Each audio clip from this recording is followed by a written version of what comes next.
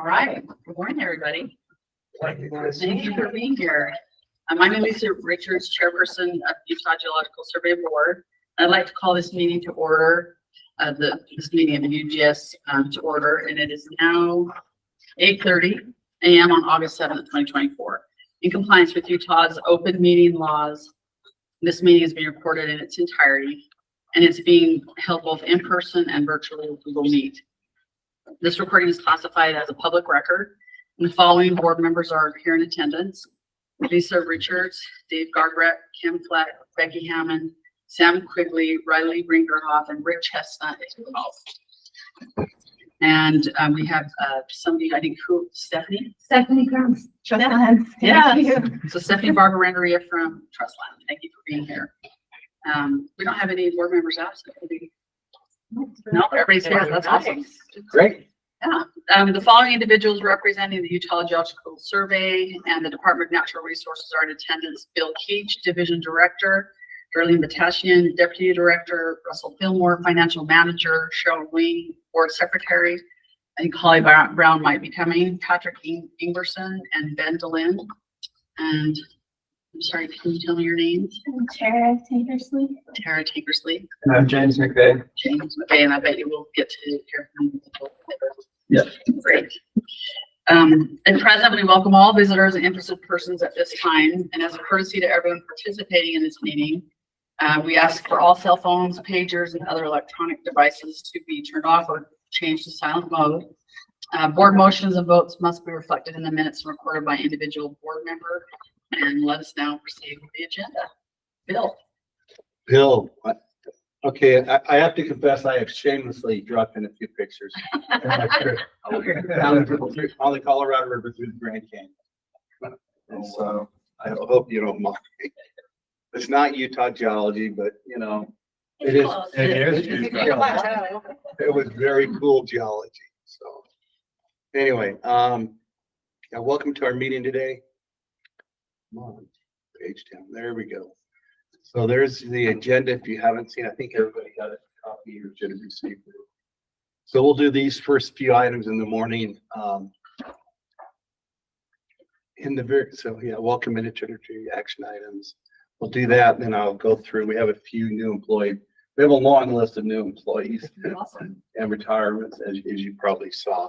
So we'll go ahead and get started. I always like to put this up. We do this in our own staff meetings, but the core values of the DNR and at the UGS. If you ever get in our building and go up and down our elevators, they hang pictures of people that have examples like this in the last month. So you get to see. We've had like 4 employees. Ben's been up there, right? I think we've had 5 UGS employees. Yeah. So Jackie, you. There was someone from groundwater a bit ago. Can't remember who the others were. Yeah. But we've been highlighted. We've been highlighted. Probably way more represented compared to the other agencies than the DNR. I always put a few license plates. I do this in my own meeting. I love the Tesla, the powered by coal license plate. It's real. And this car actually belongs to one of our state legislators. Who's really trying to send a message.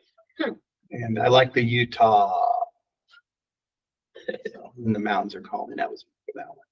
Anyway, so then I think we turn it over for contract proposals. So we need to do the minutes first. So I need a motion to approve the board minutes from the April 11th, 2024 meeting. I'll make the motion. Okay, so Riley and Sam. All those to approve, say aye. Aye. Any say no?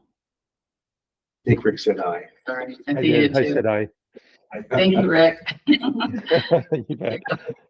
The motion to approve the minutes from the board meeting, UGS board meeting on April 11th are approved. Now we need also a motion for formal approval for the contract proposals. To approve the contract proposals. So can I get a I'll second? second it. And all those in favor of approving the contract proposals, say aye. Hi. Aye. Any opposed, say no. All right, the motion to approve or have the formal approval of the project proposal since our last meeting are approved. Thank you. And And I don't know your name, I'm sorry. Stephanie. Stephanie. So just for those who may not know what we're doing here, we do proposals throughout the year or between each board meeting, but we have to formally do them in the meeting, but we get an email for those that might be online and don't know. So we informally approve them during the time away and formally do it here. Personnel changes. We've had a lot since we last met. We've had 3 retirements. Lori Sedman, who was a senior adjunct analyst in our editorial group. Mike Hylland, our deputy, been here 30 years, retired. And Baja, who was in our mapping program, also a 30-year person. So we give them a heart. Well, Baja said she wanted nothing. She brought her own cake on her last day, walked in, and a few people in the room got the little piece of cake she made. But all great people and all did a good job. So we did get to do a pretty good one for Mike. New positions, meaning we've people been reassigned and moved around. Adam McKean has moved on up to not up as the right word, but he's been willing to take on a supervisory role in hazards. And Tori Duncan, who's moved from the bookstore into hazards. I don't know if this happened last time or not, but we were in the process of doing it. Elizabeth Stimmel, who was a geotech, had the opportunity to apply and interview for a program specialist position, which is in the groundwater wetlands program. And she was hired for that. So now she's a scheduled B full-time employee. And then Emily Janarain went from a TL, meaning time limited, to a scheduled B position in groundwater. So we'll see more of Emily's work a little bit later this morning. New hires. And I was hoping that we hired 2 high school students this summer, which I thought was, we have a problem in the geosciences. Nationally, enrollment is down like 9% in the colleges. I mean, it's going down. And we thought, well, maybe we can do it our own little bit. And we have a high school just up the road that way, about a mile or 2, which is the Salt Lake City School for Science and Technology, I think is what they call it. And so we reached out to them and arranged to hire 2 students who are juniors in high school this year. And they're spending like 20 hours a week working with us. Today they're going to the field, I know, to do mapping exercises with Laura and Rear. So they're rotating through the different programs. I think this is their last full week with us. And then in hazards, I think Rachel's here, right? No. Erin, okay, sorry, I couldn't see you down there. So Rachel, she's a new geologist in hazards. And then James McVeigh. Good morning. Good morning. Good morning, James. So James was brought in to work on our critical minerals project, right? Yep. Exactly. So he's working with Stephanie Mills. If you remember, we were funded by the legislature.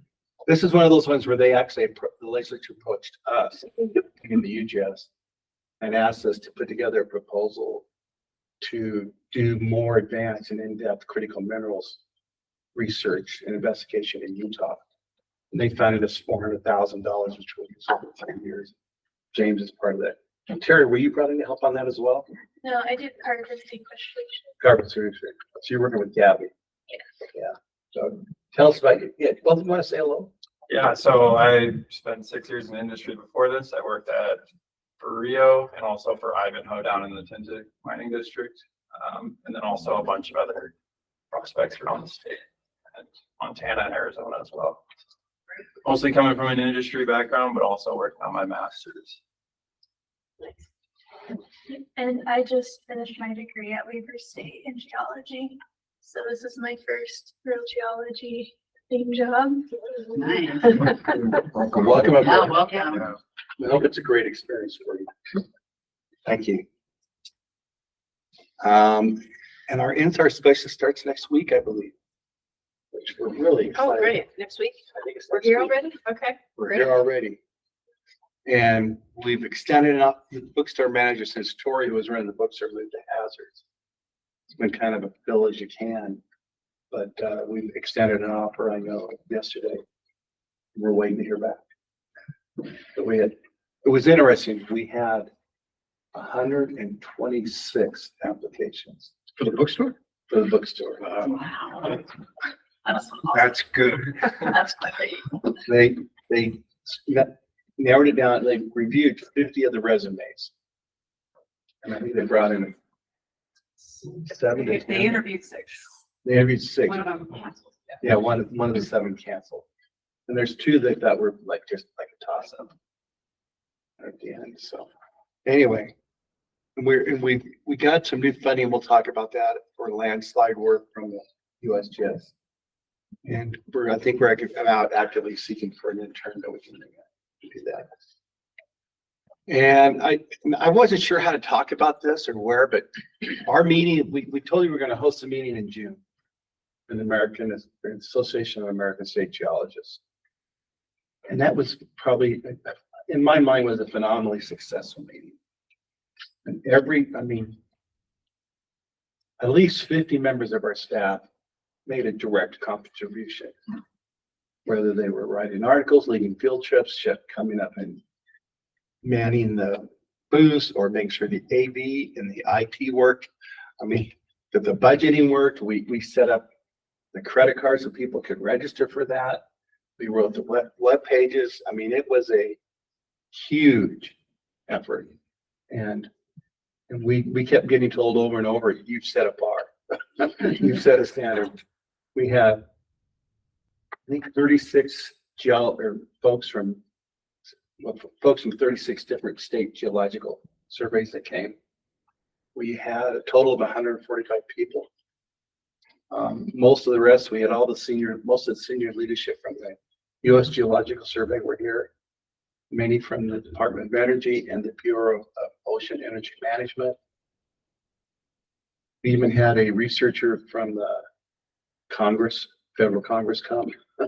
So it was a big deal.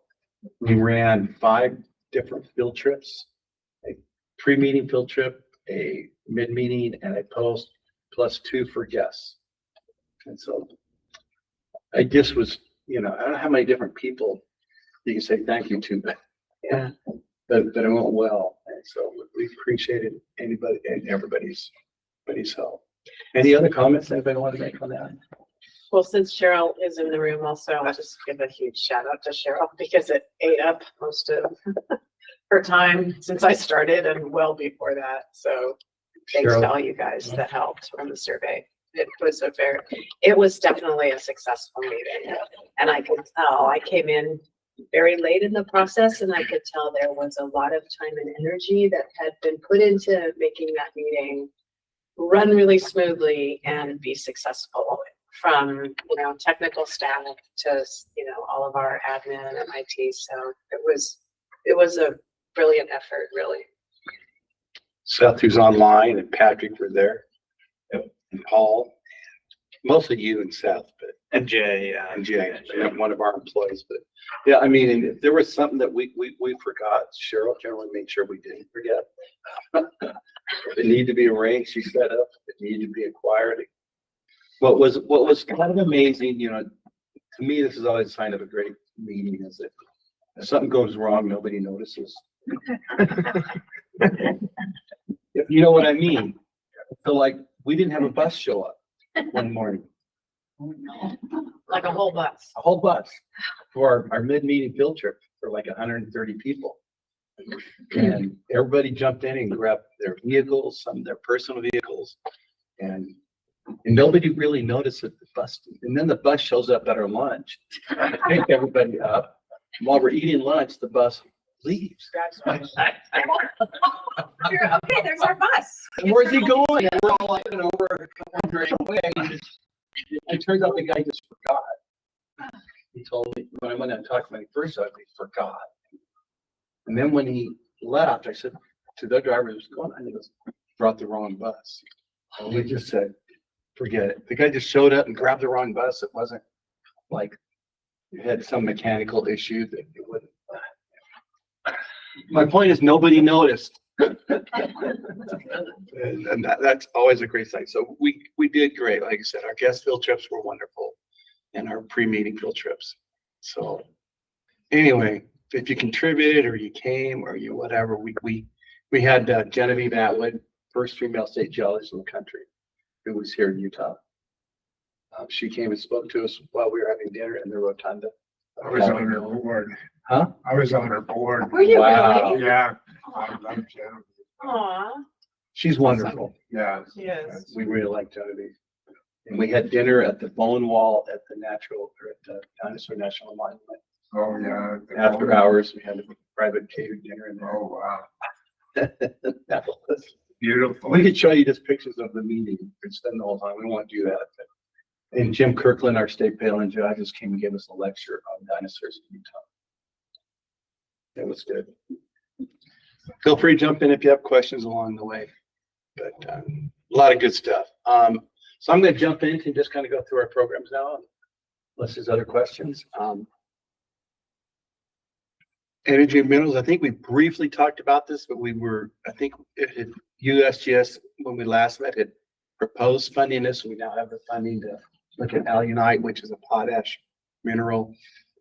And I think at the same time we are notified, I told you about this last time, a guy that owned a storage unit down in Milford says, hey, I've got 5 storage units full of core samples for alunite.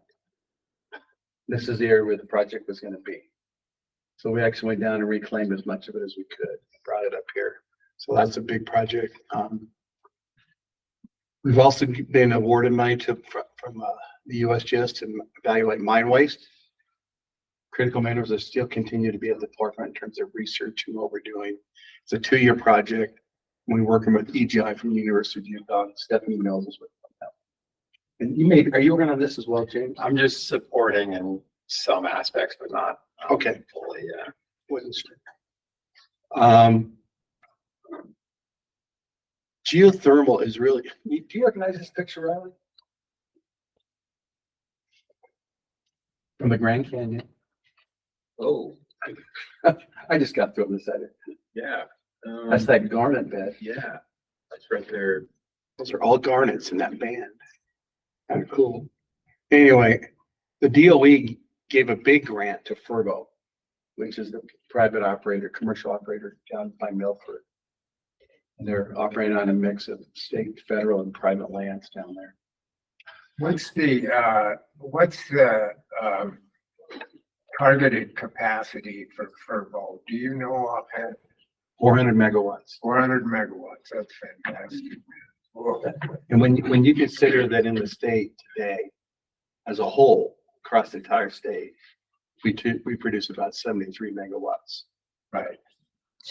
In geothermal. in geothermal. Yeah. Yeah, so and that's like 0.1%, the 73. And at 400 megawatts, it'd be like 1%. I think it's the capacity in Utah. That's fantastic. So we're going to see this as a recurring theme now and going through what we'll talk about at building block a little bit later. But geothermal is really jumping to the forefront. Is the 25 part of the forge or is it just separate? It's just for DOE. I mean, from DOE to Just Furbo, for Furbo. and they'll spread that money around some other agencies. So Is Kirby using that to build the generation, or what are they doing? I think they're trying to finish proving up the concepts. I don't know how they're going to use all the money. I know that about 500,000 is going to come to us to help them monitor and do some work down there. It's a big deal, but they awarded 3 commercial vendors to DOE. One was in Utah and 2 were in California. And so the other ones were companies like Chevron. And we got money. So we were one of 3 to receive this level of the DOE grant. Christian Harvin could be leading the way out on that So where is their site located? I mean, one. Do you by Milford, but know where Blundell is? yes, It's just west of there. okay, So is it Between there and the highway. okay, so it's out in the valley. So is it It's in the valley. connected to Forge then? Be right there. It's right next door to Right Ford. next to it. Oh, I mean, So are they their gonna land's use a butt. They're gonna use the Forge wells when Forge is done? I don't know about that because those wells sit on Sitla lands. yeah, we're told no by Furbo, so. Interesting. But part of the thing is when Forge was funded, the DOE funding did not allow them to test or to have anything to do with production. Oh, really? Yeah, that project was only to prove up the concept of Could you drill twin holes? Could you frack across them? And could you generate flow through one side and out, through one well and out the other? So That was the limit. That was the specified limit. It was gonna be P&A then, or what happened? I think EGI is gonna try and seek additional funding from are. DOE and keep doing, kind of additional work, but, yeah. Yeah. Chance Interconnect is our Bookstore Manager that's handling it, so in conversations with, Fervo, looking way down the road, kind of, did they have interest? They kind of had expressed to him that they wouldn't be interested in the Forge well, so. Now they're trying to get a good deal. Well, Well, he could probably tell you more reasons why, but. well, and yeah, there are a number of reasons. Again, that was the DOE's announced funding to take those things to the next level, and I'm certain that Forge is applying to take it to the next level. The next level is the engineering aspect. What's interesting when you talk to Fervo is the generation, and I don't remember the order here, so I apologize on this one, but their generators will be on a different ownership of land than where their wells are. There's, I don't know if it's logistically and how they permit and federal land versus Sitland land. And They are private, yeah. and private. So they are strategically placing their facilities on lands of a certain ownership. Don't ask me which one, because I don't remember. But they have thought it to that level of granularity of how they put it. The other thing is the Forge wells, they designed their wells to go down at about a 30-degree angle, I think, 40-degree angle. And Fervo is going down and going at a right angle and going all the way out another 5,000 to 10,000 feet. So down 5,000 and out, but basically a right angle turn. So they're going to be like this. And the Forge wells are like this. That might be part of what, They don't want the pressure head go in the well or something. yeah, or how they plan to circ, that kind of stuff. So there may be some logistics. The one thing I want people to recognize is that Fervo is building on, this is my opinion here, but Fervo is building heavily on the path that Forge forged. Clearly. Because they really changed the bit technology. They worked with companies. They changed that bit technology. They changed that drilling time significantly. Fervo's come in and reduced that even further. But it all began with what Forge did. Fervo's owned by Chevron? No, no, they're a private company at this point. Out of where? They're out of Houston. They're One of mostly, Former oil and gas folks, though. yeah. So they decided to bring oil and gas technology to the geothermal business. Yeah. But we're going to see more and more of this. You're going to see it talked about in the legislature this year.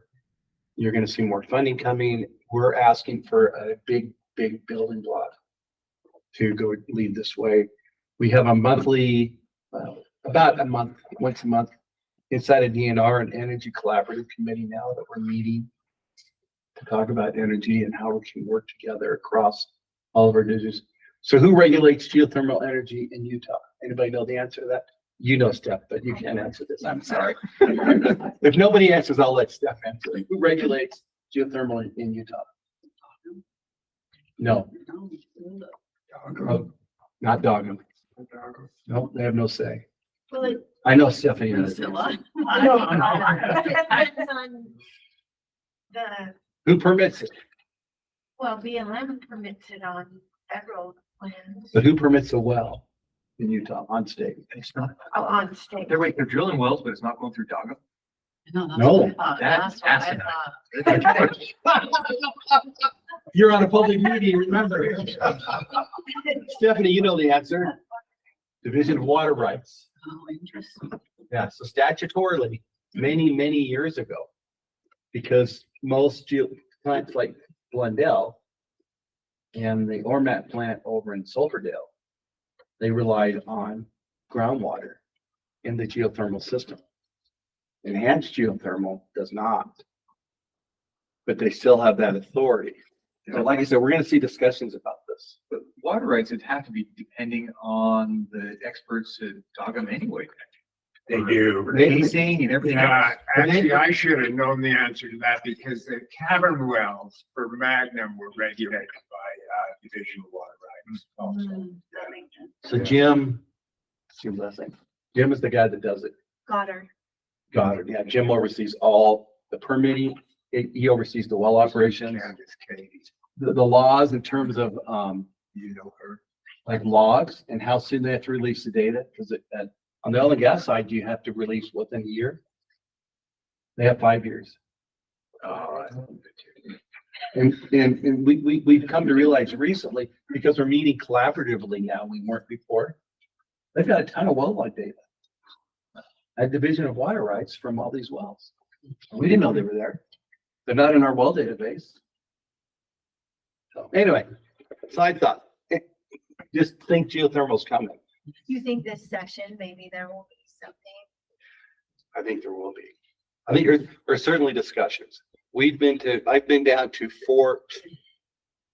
Furbo and Ormat twice in the last 3 months with legislators. Well, and there was a trip to Iceland that was attended by some legislatures, and I think there was a lot of excitement after that.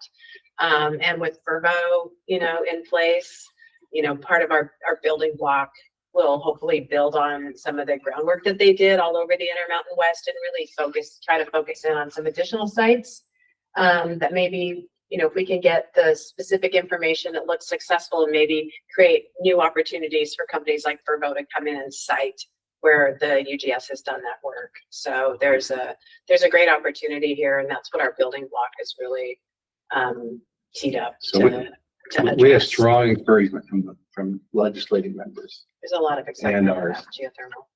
to put together, it'll be like a $5 million building block that we're gonna jump in. So we'll talk about that a little bit later. But anyway, it is coming along. Geothermal, there's a lot of interest. Like I said, we've done multiple visits. Our Bathy LiDAR of the Great Salt Lake and Bear Lake we should have our MOU with our contractor was selected and we're under contract. We have an MOU and we'll be signed this week. This is going to be good. This will be a big fun project. And the company that was selected, not the ones that did the preliminary data, but they're a local company. I mean, the owner lives like by the Great Salt Lake and they can get out on a plane.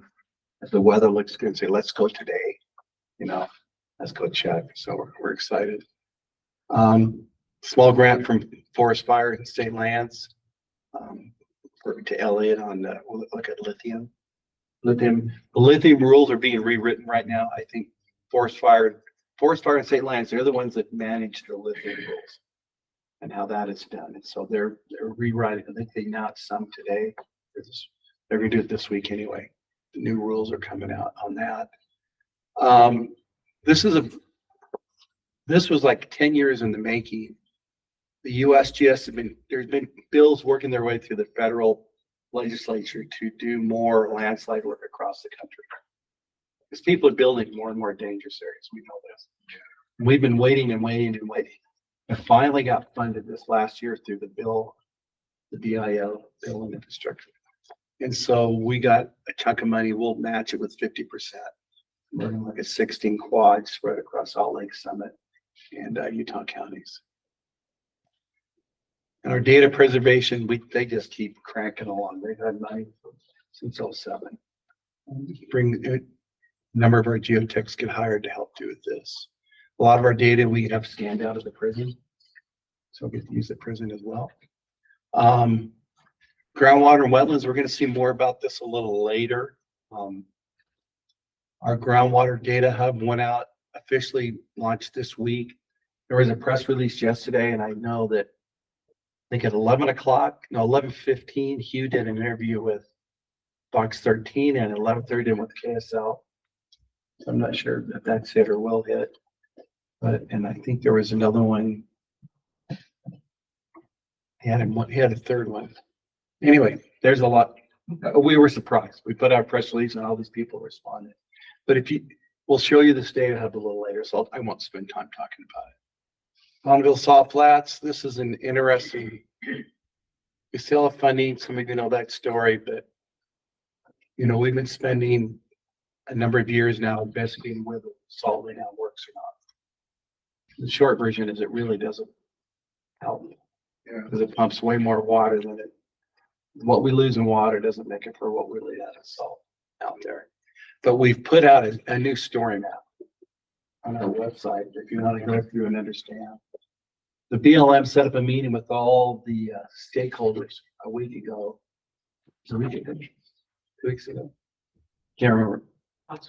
Last week. And everybody from the BLM and the UGS and University of Utah showed up. One person from Twilla County and a lawyer for the racers showed up once for about half of them, and that was it. But the BLM, they manage it and they control the meeting. In the past, we'd have like 30 or 40 people on a call. And this time, you know. Well, to be fair, they were out there dragging salt, prepping the racetrack, prepping the speed track. So Last maybe week that's was why we speed. didn't get, maybe Yeah. it was just bad timing on the meeting. So, because Speed Week is this week, it's happening now. Right now. So Anyway. Okay, we talked about this last time, this paper, and it was also selected by the board as the winner of our Crawford Award, which is, he was the first director of the Utah Geological Survey, recognizes significant work done by our internal staff for the last 3 years. And so anyway, congratulations to them. We handed that out at the picnic for those of you that weren't there. These other ones are almost, they're getting close to the finish line. Groundwater or water rights is waiting on a number of these. It helps them regulate, put together water management plans. Hey, there's another picture, Riley. One of our former groundwater employees, Emily McDermott, is in the middle of that picture there. So she was in our groundwater program for a long time. She and her husband now live in Alaska, and he's a geologist up there. She's actually working out as a geologist in Alaska as well. I came from like 40-degree daytime temperatures to 120 at the bottom. Yeah. They tried to stay wet. They tried to stay wet, and they did good. What was fun about Rob was that when I ran into him in Emily in Pittsburgh last year, and Rob was like, I ain't going on this trip. I don't want to go. I don't want to raft on the river. And then his wife called me and said, hey, I convinced him to go. oh no, Is that again? Same thing. Same thing. Okay. Anyway, so 2 days in the survey, he says, do you regret coming? He goes, my only regret is that I didn't commit sooner. So, great trip. But that's our finance manager for the DNR. They're on the left as well. So all UGS and people. So, and at Eco Variance Towers have been going out across Bluff. We put out Pelican Lake, which is out in Uinta Basin. And Shorelands Preserve, we put up one out there. Bill, would you mention the covariance towers? Those are all just for precipitation measurements, or For all for what? those are all the precipitation measurements, or They measure evaporation and transpiration. So water that's being evaporated in the atmosphere and water that's coming off the plants. So that's the measurement that we often haven't gotten in the past. So we're trying to manage both of those. So we have some funding that has come through the Colorado River Collaborative. And there's like 10 of these stations that we've been putting out. I think we've got almost all of them out. And we have 3 more through that new program. 3 more, so we've got 7 up. The one at Pelican Lake, I think, is meant to be out there temporarily because they're monitoring a project where rather than sprinkling either with the big sprinklers or flood irrigation, they're using a drip irrigation as the Utah State is running. So we want to kind of see if we can get them some good data. I'll back that up. And you might recognize this one, Riley. Oh, yeah, that's me floating down the.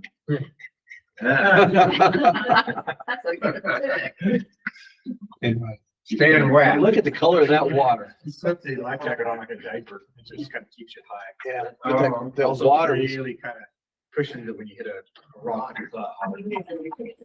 anyway, yeah. There you go. You did well. This is good and bad news for us. Diane, who's been running our groundwater program, has decided she'd like to step away from doing that. She just wants to go back to being an individual contributor. And we love Diane, and when because she basically, like, initially got a resignation letter. So we're gonna step away in the fall, and we all went to work. We needed a data analyst, which is what she wants to do. So she's gonna transition to that in October. So this is, like, we're sad to leave. It means we're gonna now be looking for a wetlands coordinator, a state wetlands coordinator. That's all under Hugh, or will that be? That's all under Hugh. We will move, some of her responsibility will be taken up by internal staff. We've got a plan in place for that. But we're happy that Diane is finding something she wants to go do now and have a little bit of career, and we can find a way to support her. Anyway, She's also publishing a book of wetlands plants, and it's quite a piece this of is work. gonna be, So, yeah. yeah, it's really, really unique and really special. I think it'll be a great resource. that's coming very soon. I've already gone through my review, and I'm the last one that does that, so. Ongoing projects with a number of people, wetland quality, wetland plant guides. Just a lot of good stuff going on out there. So mapping, I'm gonna shift over to mapping now. We put this up here. They had a goal. Every year, our mappers ask for a no-cost extension to the USGS. Because, we get so much money, we get to the end of that fiscal year, which for us is July or June 30th. And we still got some work to do, and we haven't spent all the grant. So we asked for this no-cost extension to get our deliverables in. So when Stefan came in, he set a goal that we're not gonna do a no-cost extension this year. And they made it. They got it all done in the time frame that was allotted. Now, I think they killed a few people the last 2 weeks. So you had casualties. That's casualty, near casualty. It meant cost, yes. Yeah, there was and a ton of cost. people were gone. And what Stefan did the next day, basically, he and his family jumped in the car and they drove off and came back a month later.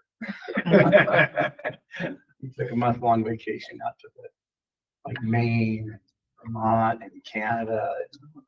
So he's just getting back. We'll see him later today. But that was a great one. So they delivered 7.5 minute quads, 330 by 60s, 3 major stratigraphic reports across the state. That's mad. That was a big effort. The good thing is that now we can start on this year's projects now. Whereas in the past, we'd have to wait 3 months before we got started. So it was this perpetual, you're behind. So now he has it. So we say big kudos to the whole Some of mapping those pretty program. old, like the Dutch John was originally mapped by Doug in 2015. So it just finally got it done and finalized, or? That's part of it. Yeah. We get them out the door. There's a lot of maps that are sitting there waiting to be finished. There's a number of John King maps that are still waiting to get out. Stefan had to make some hard choices. So the Provo, we really wanted to break out the Green River in Spanish Fork Canyon. He's like, you know what? It's done. Maybe in 20 years. Keep good notes. Yeah. But the point is he made the choices. Yeah, done. And it was a good choice. Yeah. They also did a 3D borehole database of where we have boreholes across the state and went to the USGS. Uploaded all of our geochronologic data and 6 of our old maps. GEMS is a format that the USGS is requiring maps to be delivered in now. Basically, it's, if you think like Esri or one of those ArcGIS, but there's a specific format for all that spatial data to be in it. So we've been converting as part of STATEMAP each year a number of our old maps into GEMS. Those 6 of those were updated and published. Jeff on the Garnets, it's the photo you gotta have. That's a big laramide fault. Where you have, Yeah. 20,000 feet deep, and most of the Colorado Plateau just shoved right to the surface. See, the geologists are all excited, and then the computer science major in the foreground is asleep with his head kind of. And you notice these two hats are alike. I'm related to that. Might be a kidney relationship. But I blew it because it was a big fall. It's a huge fall. So anyway. If we ever do that again, you have to stop there and spend a day there. So anyway, a lot of work went out from STATEMAP. This year, another big chunk of money, even more than we got. I keep telling my guys, you don't have to ask for all the money. But we get, each year we seem to get a higher and higher percentage of what we ask for. The feds set a limit of how much you can ask for. And you can ask for some or all of that. And we generally put in a proposal that's close to all of it. And each year we go from we get I think it was we started around 2/3 what we asked for, we got up over 70%. Now, you just keep seeming to be going up each year, which in many ways is an indication of they respect the work that we're doing. If we're doing bad work, they do us less. Our folks do good work. These are some projects they're going to go work on. The one that we're excited about is we've added a member from the Navajo Nation to our SMAC, our State Mapping Advisory Committee. And we're going to do a first ever map on the res for the tribe. How did that work, Phil? Because, in the Uinta Basin, we have a large reservation as well. And historically, for the last 15 years, really hard to map on the reservation. How did you make it work on the Navajo? We asked. And I think that's what we'll do. We started, what we started to do was, I think a second year I was here, we started going to they have Council meetings? we had the council meetings, but it's all the tribes meet together. And they rotate that meeting around the thing. We've been to 3 of them now. Or we've had, Diane's gone and talked about wetlands work. Stefan's talked about mapping, and I've gone and but I've attended a couple of times. So part of it's just building that relationship and having that out there. And if there's some maps we need to do on the U tribes, for example, and Becky heads the SMAC, and I would work with Becky to get it on that list, and we'll go see what we can do. Yeah, if there's any that you think are priority out there.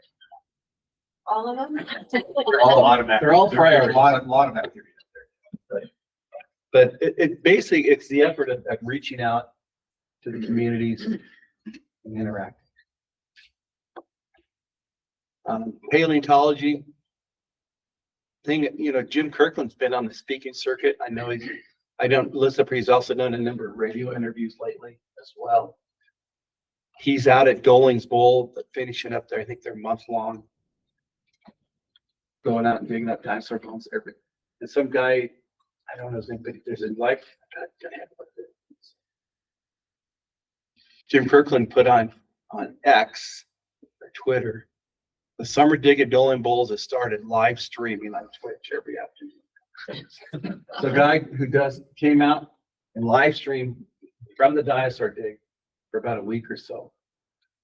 And I tuned in for a little bit, and there were a bunch of people on there. There was a very dynamic chat going on, lots of questions. This guy runs this website called Paleontologizing, and he live streams on Twitch out there. Kirkland's just kind of relaxed on his cushions under his little tent, just chilling and sort of, Jim takes big pants. pontificating. He has a queen size blow up mattress. Where's Dolan Bowl? It is, it's in the swell. Outside of East flank then. Yeah. Right there. I've not Highway been to Hanksville. I think so. To my knowledge, it's northwest of Moab, below Northwest. 70. Right. And Right. east of whatever the highway is that goes down Tanksville, 12, 24. I always forget which Yeah. it is. So it's east of the swell. It's east of the. Yeah, but it's on that east flank. Well, then it would be, It's all Morrison stuff, right? Yeah. Morrison, not the Cedar Mountain stuff. the Morrison tips up right at the base of that. Yeah. flank. But I don't think it's It's not in the Morrison, it's in the Cretaceous, I think. Oh, Cedar Mountain? Cedar I Mountain. think they're in. He does most of his work in the Cedar Mountain. Oh, does he? Okay.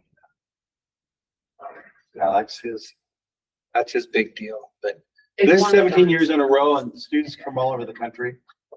People come out every year. Yeah. This year they had to move their campsite, the BLM, after 16 years or 17 years in a row, or 6 years. They've been using the same campsite, and the BLM people and us, oh no, this is an archaeological site. You can't camp here now. So they had to go out and come up with a new site, but I think they're in good shape. What's funny is they say we're finding more archaeology on the place where they want us to camp. They just need to inventory the campsite and then they're gonna. There we go. Anyway, that's going on. GIO, I wrote busy, you see this on a whole bunch of slides, but we do a ton of park passes. You know, Bookstore, you talking about? huh? At the bookstore? At the bookstore. Yeah, it's interesting. We're, other than going to a state park, if you want to go buy one in person, you can buy them in our bookstore. And the fact that we do about 500 a year, free ones to the disabled vets. And then we sell a ton every year. We sell a ton of maps. I asked about this fiscal year 21 to 23. And that's the last, we have the full data on how many maps we sell per year. We don't have the 24 data yet, so. But anyway, that's about 23 maps a week we're selling down. Wow. That's a lot. Yeah, I think that's phenomenal. Like I said, we're about to hire a new manager. GIO, they led the guest field trips. We put up new signs out at GK Gilbert, the Geological View Park, if you've not been there. There's a local citizen, he's 90 years old, I think. It's 92. 92, thank you, who been taking care of the park on his own. He trims back the bushes because the county won't do it. And he reaches out to say the signs are going down, we need to fix them, and we got some volunteers and we went out and we did that.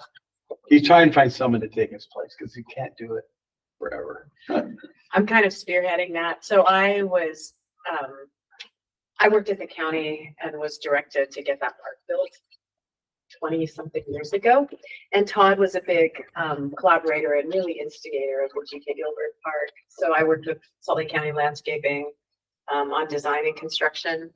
And it's amazing to me that Todd is still really involved. The signs were really deteriorated and he took it upon himself to purchase new signs out of his own pocket.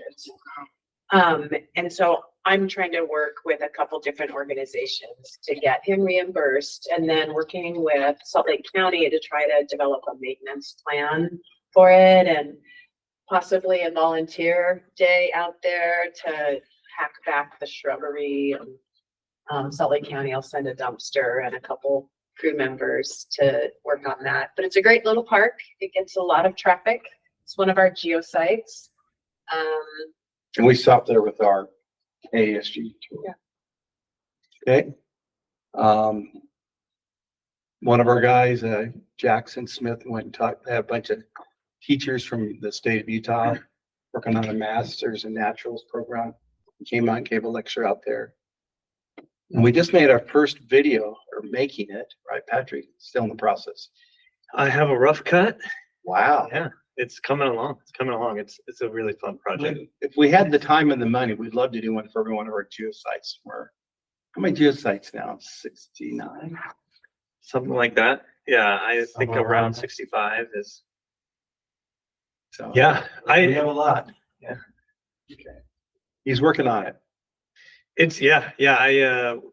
I'm really excited to put it out. It'll probably be a couple more weeks, but keep an eye out. Keep your eye out for it.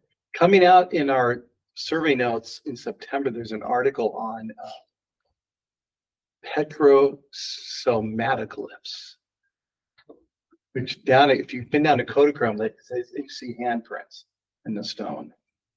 And how did they come about being made? And how did this happen? And as part of that effort, we thought, okay, this is going to touch the Native Americans and touch state parks.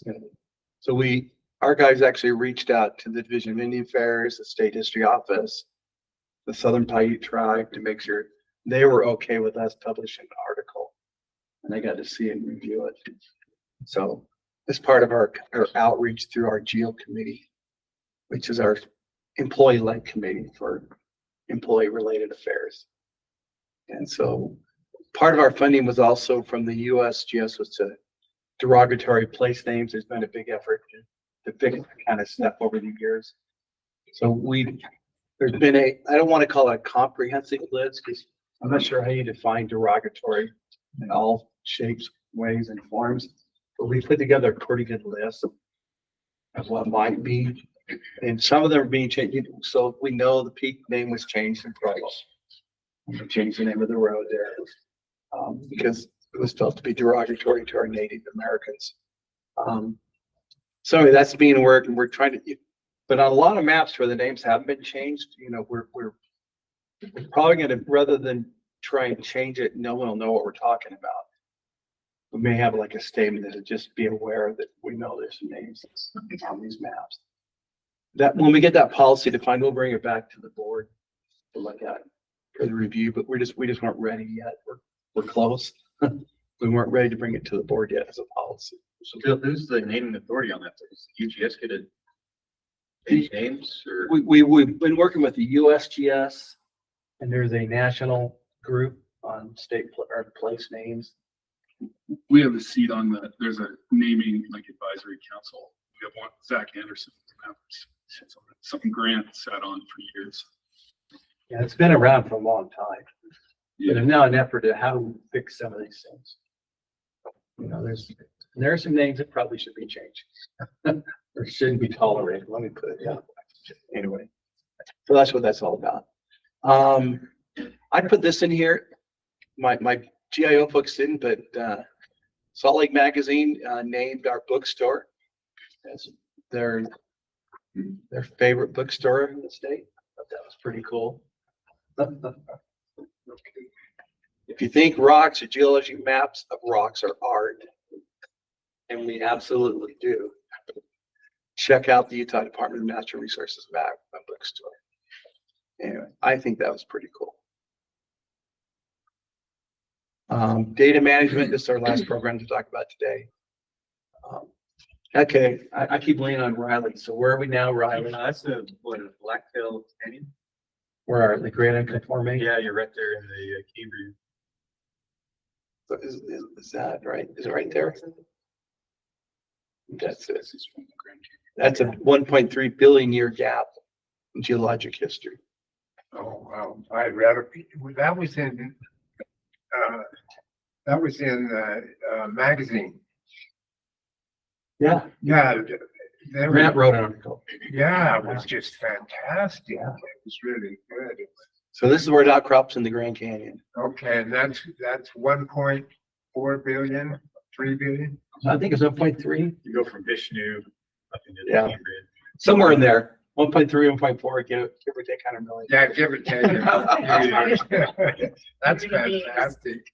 Anyway, but these guys have been busy. We'll see about the dashboard here a little later. The map portal is growing.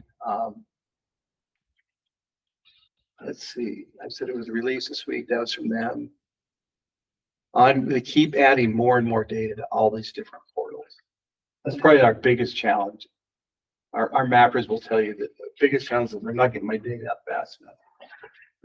Do we know, like, Sort of. Sorry. do you know, like, is it being used? Is it being pulled off the portals? Yes, it is. Our use goes up every year. One of our kind of measurement goals we set for ourselves was get our usage grow by 10%, and it grew like by 15 or 20 last year. And you can One of the track main- it. We can track it. Yeah. And Mackenzie does a lot of that. Do you know who's pulling it off and like just IP of different groups? I mean, who the exact users are that are Yeah. pulling it? We don't know that one. We have a pretty good idea about. Yeah. You know who the exact No, user? but I'm saying we are very grateful. Yeah. Otherwise. Are you a Yeah. super user for our website? Yeah. A lot of agencies are. I will tell you that just during the AASG meeting in June, how many people from state agencies came to me and said, your data website is the best. I was at a meeting in North Carolina a year and a half ago. Same comment. We use your site all the time. We have guys send us pictures of like meteorite or whatever, and we refer them to our sites because we seem to somehow become an authority. Research for geology. I had a call from a guy at 2 in in Mississippi one night. I'm sure he was imbibed way too much. But he was calling about a rock. I didn't think. Yeah, I can. Yeah, I can speak from the consultant world that we use this all the time. The subsurface geotechnical database, the geological hazards portal, groundwater monitoring portal, all of those they're pretty top notch. I mean, you can get in and find a lot of really good information. So those have been valuable. So I know the consulting world uses them a lot. It's been great. Good. And this is probably the hardest thing I have to get funded, is to find enough staff to keep up with the data that's coming to get.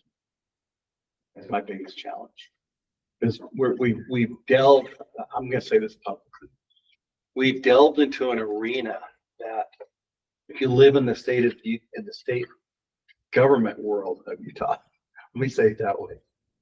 There are people that like to carve out the boundaries for how data is managed. And we have kind of crossed in a pretty big way into an arena that they don't want us to own. What we call DTS, the Division of Technology Services. Because we've got our own programmers, stand up our own sites, that it's getting done right. And it's getting done in a way that people access it. It's one of our performance measures that the legislature uses for our agency. It's how much activity we have on our website. So yeah, we measure it. Hazards Pro, they're working on a new user interface, hopefully before the end of the year. A lot of back end, trying to change how data gets put in. So that makes it easier for our staff to put it in. And again, another recognition, Utah Governmental Services, Utah IT Excellence Awards come out. They do this in the summer every year. And we've won two of the last 3 years we've won an award. We've been recognized. So this one is the Energy Resources website, which we'll see again later today. This is a one-stop shop for everything energy. If you want to know about geothermal, you go here. And it still continues to grow. So best in class. So anyway, I'm up to the break, and I am probably, look at that. Am I on? The mark says 9:30, right? Yeah. We are there. Any questions before we take our break and move on for me?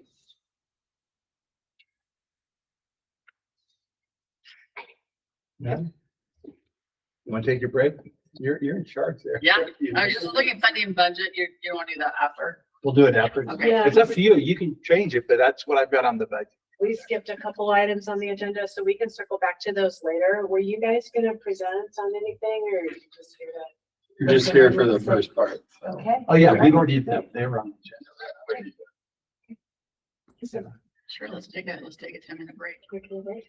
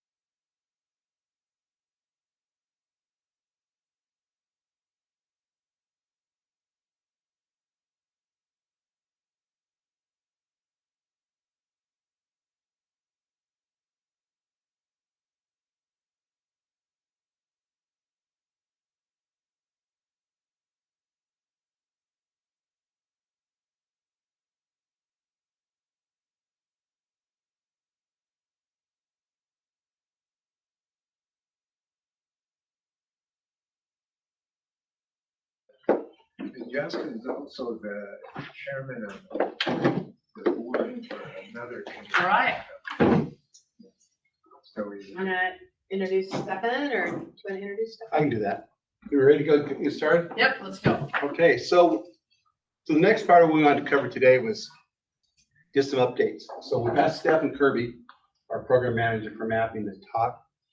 He'll be up first.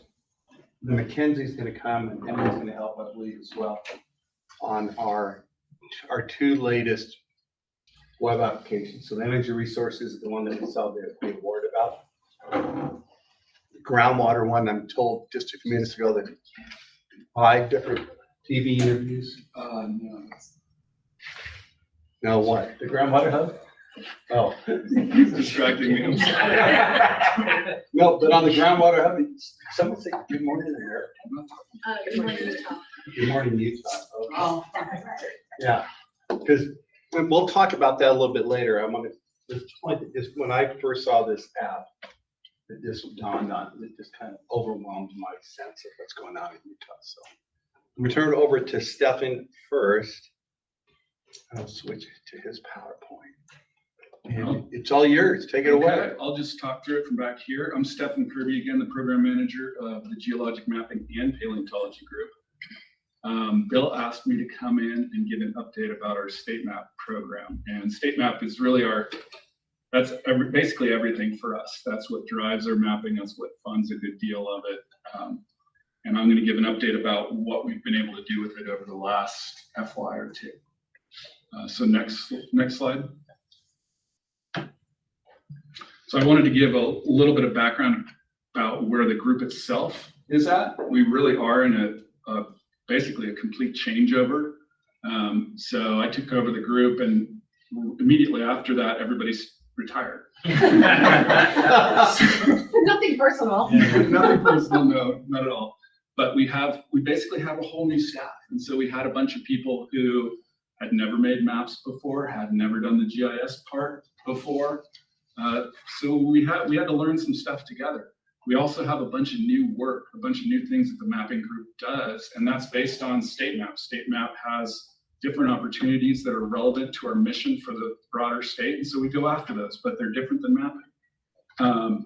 And then we also have some new federal requirements. Those are coming down the pike. They haven't pushed them all the way to us yet, but those have really pushed us to be better about meeting our grant requirements, which have historically been to publish these maps. We haven't always, prior to my tenure, we haven't always been that good at publishing things. We make the maps, but getting them out the door takes forever. So yeah, everything's new in the group, but the rocks are the same. Got some Proterozoic rocks out in the West Desert. If you're a structure person, you can figure out which way that's oriented. It's virgin to the east. But anyway, we'll go to the next one.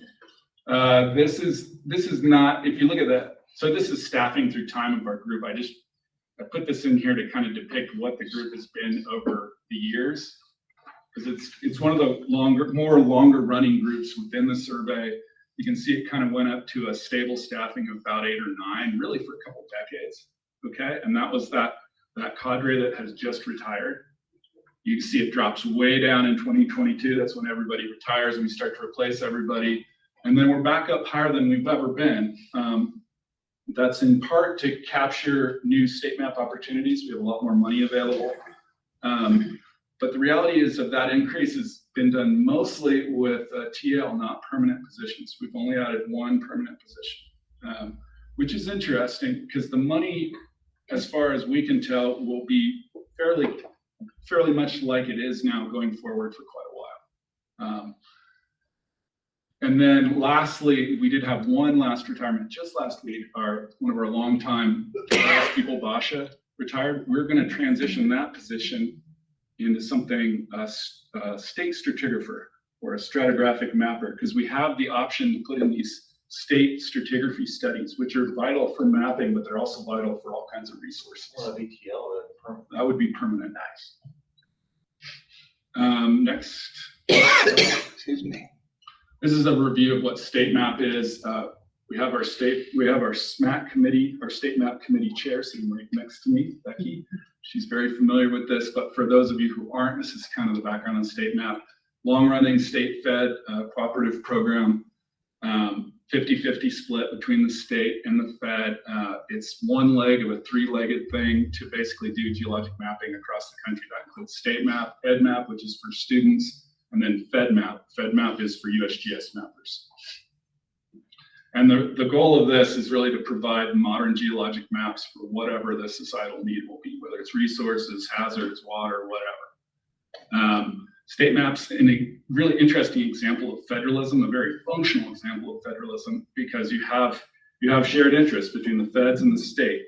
And the state we can really decide what we do in a way that works for Utah, not just for the feds, okay? And that is true across the country. And that's one of the reasons STATEMAP is a very popular program. I think 47 of the 50 states get money out of STATEMAP every year, because they're able to do it in a way that meets the local needs, but still moves the bar on these federal initiatives. Let's see, it's currently authorized through 2031. The money for STATEMAP does not, it comes from internal USGS pots. So it's different than some of the recent, the Infrastructure Act kind of stuff. It's not connected with that. It's different. More stable, I think, because of that. And then lastly, we have an advisory committee that helps us meet those state level needs that Becky is currently the chair of. That consists of, right now, I think we have, we have 15 plus members of it. And we choose them from all user bases of our maps. Next slide. Okay, this is just to summarize what our goals have. These are goals that were set up by my predecessor and others long ago, and we've kind of held to them. We try to provide detailed geologic maps at 1 to 24K for a variety of resources, water, energy, mineral hazards. But then we also, recognizing that Utah is a big state, it's got 1,400 7.5-minute quads. We're never going to map all those. And so our way, the second goal is to provide high quality geologic maps across the whole state. And we choose to do that by focusing on a larger scale, 1 to 100.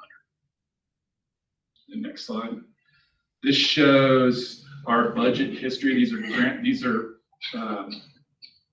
our grant awards through time. Okay, since STATEMAP started back in the early 90s. You can see that it has this kind of stair step appearance, where it'll take these big leaps up and then it'll decline a little bit. We've just taken another big leap up, a really big leap up, kind of a tripling, okay, of money, and it's still going up. Our most recent award, which we received last spring, was our largest yet, 645. So it's almost 1.3 total when you throw in the state match that will go towards mapping and these other ancillary projects. I had that comment about the money being, I think it's more stable than these other sources. Don't really know. But the other thing, when you talk about the politics of STATEMAP, it's very politically powerful, because it's one of the rare things that the USGS can point to and say, look at all the stuff we did. All these maps have come out through the states. The states are very good at getting maps out relative to the feds for a variety of review reasons. What happened in 2020? What happened in 2020? That was a budget line item that was changed by a particular senator from Minnesota, and Harvey went in, and this is somebody Thorleifson, somebody who's a state geologist in Minnesota, happened to ride the elevator up and down. They shared office space. And he said, look, if you want to really move the bar on a bunch of resource issues, we lack this information as a country, and we do. We still to that day. And so he pitched this idea of increased STATEMAP funding to greatly expand mapping and modernize geologic mapping across the country. And that was well received, and here we are now. And so you make a request every year? The Geological Survey makes a request for this? They don't just say, here's your pot this year? No, it's an active it's a competitive proposal. So these proposals, again, 47 different states put in for it.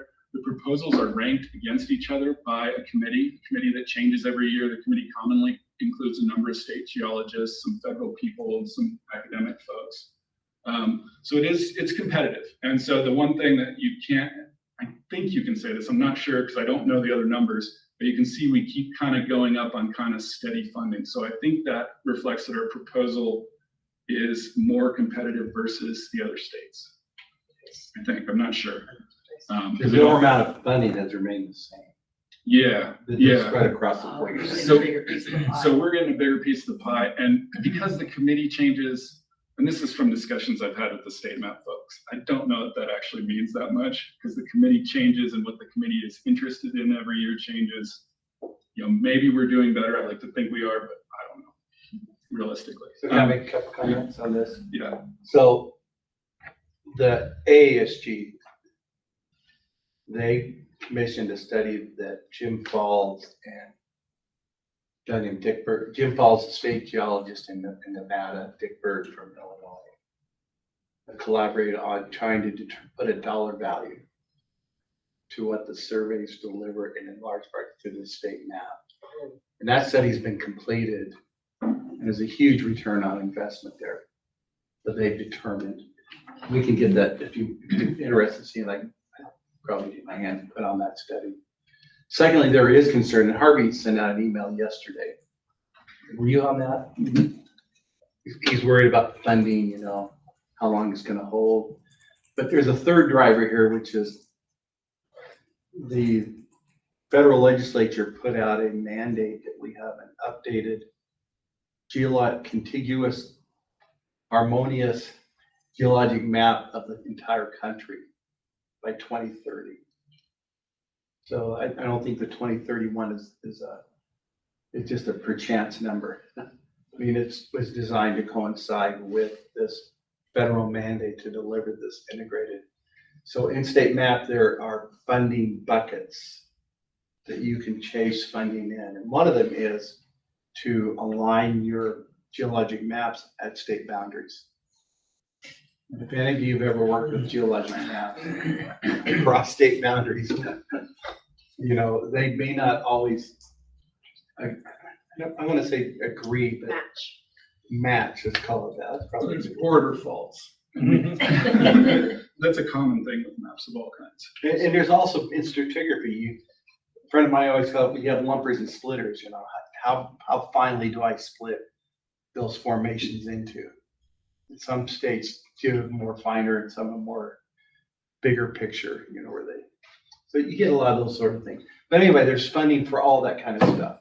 But there's this big push to get to this national map. And the national map is called the NGS. You'll hear that acronym, National Geologic Synthesis. And it's not just it's a variety of maps, but then also some three-dimensional data as well. And it's on resources and where things are. I mean, it's just a whole. And we're Utah is a particularly important piece in that because we're one of the better states at the intermediate scale mapping, the 1 to 100K. That's what's really required to make this national map. A lot of states barely do it. We're probably 75%, at least we have some version of mapping at that scale. And so, well, let's not get sidetracked. Okay. You're talking about the funding, I just wanted to. No, that's perfect. And then the last point I would make, so our funding's gone up a ton. You know, our staffing went up a little bit, but it didn't triple. And we're making more maps. I think we're a lot more efficient. I don't know how many more staff members we need. I think we could use a couple, but for different initiatives. But yeah, we didn't triple our staffing. So that's kind of the point here. Do you have civilian staffing or the temporary hire? We do with the science leads. That's how I've structured it, because we've had our TL positions be GIS largely. We do have several permanent GIS slots. And that's sort of a protection in case there's a downturn in funding, because we can still make these maps with our science leads. They can do most of this. It'll just be slower, right? If that makes sense. Okay, next slide. This is all-time state map stuff. I need to update this for this year. And this is where we talked about the national initiative. It's really not that much money. So even we're third all-time, I think. Even over that 30-year period, we've only received between 6 and 7 million. And a good chunk of that has come in this very recent period. It's a really small number for what's actually been done. And that's Bill mentioned that report by Jim Falls, that was reviewed by the National Academy of Sciences. It's something that'll be about the return on investment in mapping. And the numbers that they actually engaged an academic economist on this, the numbers they come up with are a minimum of like 10 to 1. And the high numbers get another magnitude, so something closer to 100 more return on investment for mapping. Let's see, and then lastly, this is something I'm working on because of the way budgets have been done and STATEMAP has been run historically. It's still kind of unknown about the exact amount of time and hence money that's required to make maps. And so some take longer than others, and they haven't necessarily been tracked in a way where you could follow all the different pieces of staff time that go in them. So we've set up a billing structure that allows us to track them. And so we finally have a few through that full process. We're starting to have some numbers on that. And that'll help us refine our proposal, but it's also information we can push up the chain to the USGS about, if you've got this initiative, you guys aren't even close, or maybe you are close in terms of the money required to do it. Next. Okay, this is going to be the meat of the STATEMAP talk, because I think that's our biggest, other than the staff turnover, our biggest change has been workflow. And that's really trying to get these maps published out on time, because we're on a 2-year grant cycle, with each one of these. There are 2-year things that we have one due every year, so they overlap in part. At the end of that contract, we're supposed to have these maps published. Historically, we have not done that. And it's basically never happened. We always publish after the fact. We submit what we call contract deliverables to the USGS, but those are not publicly available maps. They are with the USGS, and I don't know if people look at them or not, but they're not. Our goal is to get things published. So with that in mind, as a group, our goal is to get these things published on time so we can meet those grant constraints, but then also serve our constituents, because we're not serving the constituents if we don't publish these maps. They just go out as contract deliverables. You know, it is what it is. It's hard, the public can't access it. What's the difference in the contract deliverable and publishable? There's a different caliber and different reviews. A contract deliverable you can put through with just a few reviews. You know that it doesn't meet our standards for even open file reports. If that makes sense. And that's what gets given to the USGS. Yep. But the reality is we need to get everything out the door as OFRs, because it is more review and they're higher quality products, but they're also things that will be publicly available right away. So we'll meet that. And OFR is? What's that? OFR is? Open file? Open file report, yeah. So that's kind of a minimum, and we have a caveat, you know, if you look at our open file reports, we have caveats in there that say it doesn't meet all of our standards, and they don't, but they all go through at least one round of quality science peer review. They all go through 2 rounds of GIS and cartography review, so things get cleaned up on the map. So there's still something we can stand behind, and they should be usable to the communities. All parts are the ones that are on your guys' website. We have both. So there's open file reports, and then we have map series. Our full map series is something where we say this is best available. We have solved the major science questions. We have a much higher level of GIS that we actually make publicly available. And that this product is meant to, it's of a quality, and it also receives an additional peer review. And we assume at that stage, it's meant to stand for a while. Okay, it's something we could say, okay, we're done with this until something changes for decades. The graph shows number of maps published by different kinds through time. And you can see that this goes back to 2005. You know, it goes up and down, but we kind of had declining map publishing. If that makes sense. You can see that going into 2022. There's different reasons for that. Maps are funny things. They're a lot about, particularly the intermediate scale at 30 by 60. It's a lot about staff that's able to do them because they're hard to do. So sometimes you would have the right people available and you could get more maps out. The other thing that's happened is we've had this shift in complexity, particularly with GIS and the digital part of it, where just the complexity of doing that added an immense amount of time in publishing these maps. we looked at that and we made some changes to speed things up in 2022, and we've kind of worked through it since then. And you can see that we're getting more maps out the door in 2024. We've gotten quite a few out the door. There's different kinds of maps. There's like open file, there's map hubs. You can see that like 2024, it's mostly open files because we were trying to meet that contract deadline. In the future, we'll revise our process further so we can get more map series out. And then the green bar, those are GIS or digital products. And we're in the process of changing what those mean too. So we're putting those are reproductions of existing high quality maps that just aren't digital, okay?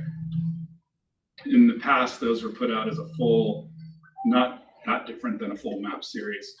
Going forward with many of those, we can put those out as a formatted geodatabase basically. So it speeds it up and gets us more digital coverage faster. Next slide. Okay, there's that caveat, that the US is what the state map lead tells me. She's like, all this stuff is in code, we just don't enforce it yet. Which means we have to publish everything, our maps and all the data within 30 days of the contract finish. Crazy, huh? Right? But I think we can get there. I actually don't think it's that crazy. We've done a huge step forward towards that. That relates to that term, no cost extensions. That was something we would enter into on all of these. So we would not only we wouldn't deliver published stuff at the end, we would extend the contract without additional funding because we weren't done, okay? So we've gotten rid of that too, where we deliver on time and we're gonna deliver as much of that stuff as published material as possible. Speed up review timelines. That's kind of what that Gantt chart on the right, because that was it's a major concern amongst the mappers, myself included. How do you fit all this stuff in? Because you have all these steps you have to go through to make a map. And we have a bunch of different maps. Like the active projects, we have 30 or 40 maps in the hopper right now. And so there's a lot of pieces moving around. So we make these charts and we've come up with new timelines that make this possible. So next slide. Let's see, these are the important points that I haven't mentioned yet are the science reviews. So when I took over, the science reviews were kind of open-ended through discussions with other surveys. And this comes back to the community of state surveys and the AASG. It's an amazing community. So you can reach out, you can go to, there's conferences, there's one called Digital Mapping Technology, where all the different state surveys send their mapping people, which you can learn ideas about how to do things differently. That's where many of the things we've instituted come from, these different surveys. So one of those is time limits on all our science reviews. You got a week to review, you got a week to make the edits, then it's on to the next step. Yada down the line. That's required to get these things out on time, okay? And then the next thing is in the past, a GIS person would just work on one map, cradle to grave, or cradle to publish, I shouldn't say grave, publishing, right? From birth to whenever it was published. We would have one GIS person who did everything. That is, when you think about the complexity of timelines and fitting everything in, that's almost impossible. You can't do it. So we have to get all our GIS staff trained and able to do all stages of that process. So depending on how the workflow works out, we can just say, oh, you're working on, you've got a free couple days, you're working on this plot. And they have the skills to do that. That's something we worked on and we're able to do. On the right, that's one of our map series maps we put out recently. That's the Cedar City 7.5 by Tyler. Awesome map, crazy folds in the middle Jurassic there, going at Cedar Canyon. That's a cool map, actually. So next slide. There's plenty of slides down there, just not in that particular spot. What haven't I talked about? Okay, we talked about the 1 week steps. We start that review in January. So we've come up with a term that we call it review season. So there's like fieldwork season, there's proposaling season, making our next year's proposal, and then there's review season, review and publishing season. Review season starts in early January.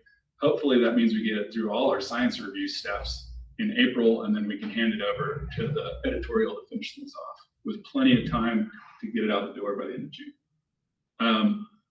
One of the amazing tools that we've used to help with that is something called Trello. That's on the upper right. It's just a way to track projects. The cool thing about Trello, there are a lot of tools like this, but a lot of them are focused on programmers. We're not programmers, we're mappers. So this is much more visual and it's flexible, and you can put in all kinds of stuff. You can move stuff along, and it emails people when it moves, tells them to do things or not do things, keeps track of what's been done. The other cool thing it does, and we're just digging into the data from this, is it gives you timelines when things happen. So you can extract that data out of it. That's what's shown in the pie chart. Those are just different bins of different steps along that process. How much of the total time is being taken by these steps? That will allow us to go back in and look at these steps. Like, is there a part of that that is taking way too long, right? Is it just sitting somewhere? We can see all that. We can see where it's sitting, when it's not moving. So we're going to use all that to refine this even more to speed it up. And then keep pushing. That's probably the biggest. Well, there's two big things to do this. It's group commitment. It's everybody just saying we're going to do it. And then it's everybody pushing on their pieces. I mean, there's fancy, you can talk about all this fancy stuff, but it's really just commitment. And then next one. Yeah, and then it worked. Lo and behold, we produced, so we delivered on time. We've never delivered on time. We delivered on time. Basically our largest contract, all these different pieces. We'll talk more about the details on that. We put out a bunch of published OFR maps that are high quality by a number of them by people who have never made maps and GIS staff who have never made maps. So it's a big deal. That's Camus. Yeah, that's Camus. So that's Lauren. She's one of our new mappers. She's awesome. She was the first one through the process. So that's why I put it on the slide. So open file map of Camus. The pink colors are Keathley Volcanics. And then if you look in that lower left-hand corner, there's well, if you can see it, there's kind of a wagon wheel kind of appearance. There's a little bright pink circular area and then some dikes that go around it. That's really cool. That's the root of one of the volcanic plugs. Wow. It's in a neighborhood. It's really, you can just drive up and look at it. Was that previously mapped, that plug? To a degree, not like that. Not like that? I mean, the reality is almost everywhere has some sort of mapping at this stage, but it doesn't look like this. Yeah, nice. Anyway, but yeah, again, made possible by group commitment. And then next slide. This goes into detail on what we delivered. That's those on the right. That map just shows the footprints of all the different pieces. We talked about the different OFRs. We did 7 new 7.5 OFRs, 3 new 30 by 60 contract deliverables, Provo, Beaver, and then a revised Dutch John. Those are contract deliverables. So the thing we're working on this year is we're going to get to that same level with 30 by 60s that we're at with 7.5s, where we put them out as OFRs. So they're available. We know they still have work to do, but we're going to speed that part up too. Let's see, the other cool thing on here is the 3 regional stratigraphic studies. We have the option in STATEMAP to put in for funding to resolve stratigraphic issues. That is incredibly unique. Like this kind of geologic work hasn't been funded in generations since the USGS did it a long time ago. A lot of things have changed since then. So we have the ability to put in for these reports where folks can go in and refine the stratigraphy based on modern work and get that data out there too. And that data can be used for resources, or it's also a big piece of mapping puzzle because we need to know the stratigraphy to do the maps right. Well, I would never do 3 of these again. That was a rookie mistake, but in the future we'll be doing one of those. You did it. But we did do it. Well, and I think the authors have something, maybe it's. Well, again, so it goes back to my perspective of with the skill sets required to do this are very unique, and you have to capture them when they're available. They're not always available. They're not going to be available. A lot of these people are in a career. I mean, you don't just you don't step off the wagon and do some of these reports, right? It takes decades to have the experience. We had to get the Darlene one kind of stuff captured in the Jurassic. We had to get that captured with Doug. That's been on Doug's list since the 80s.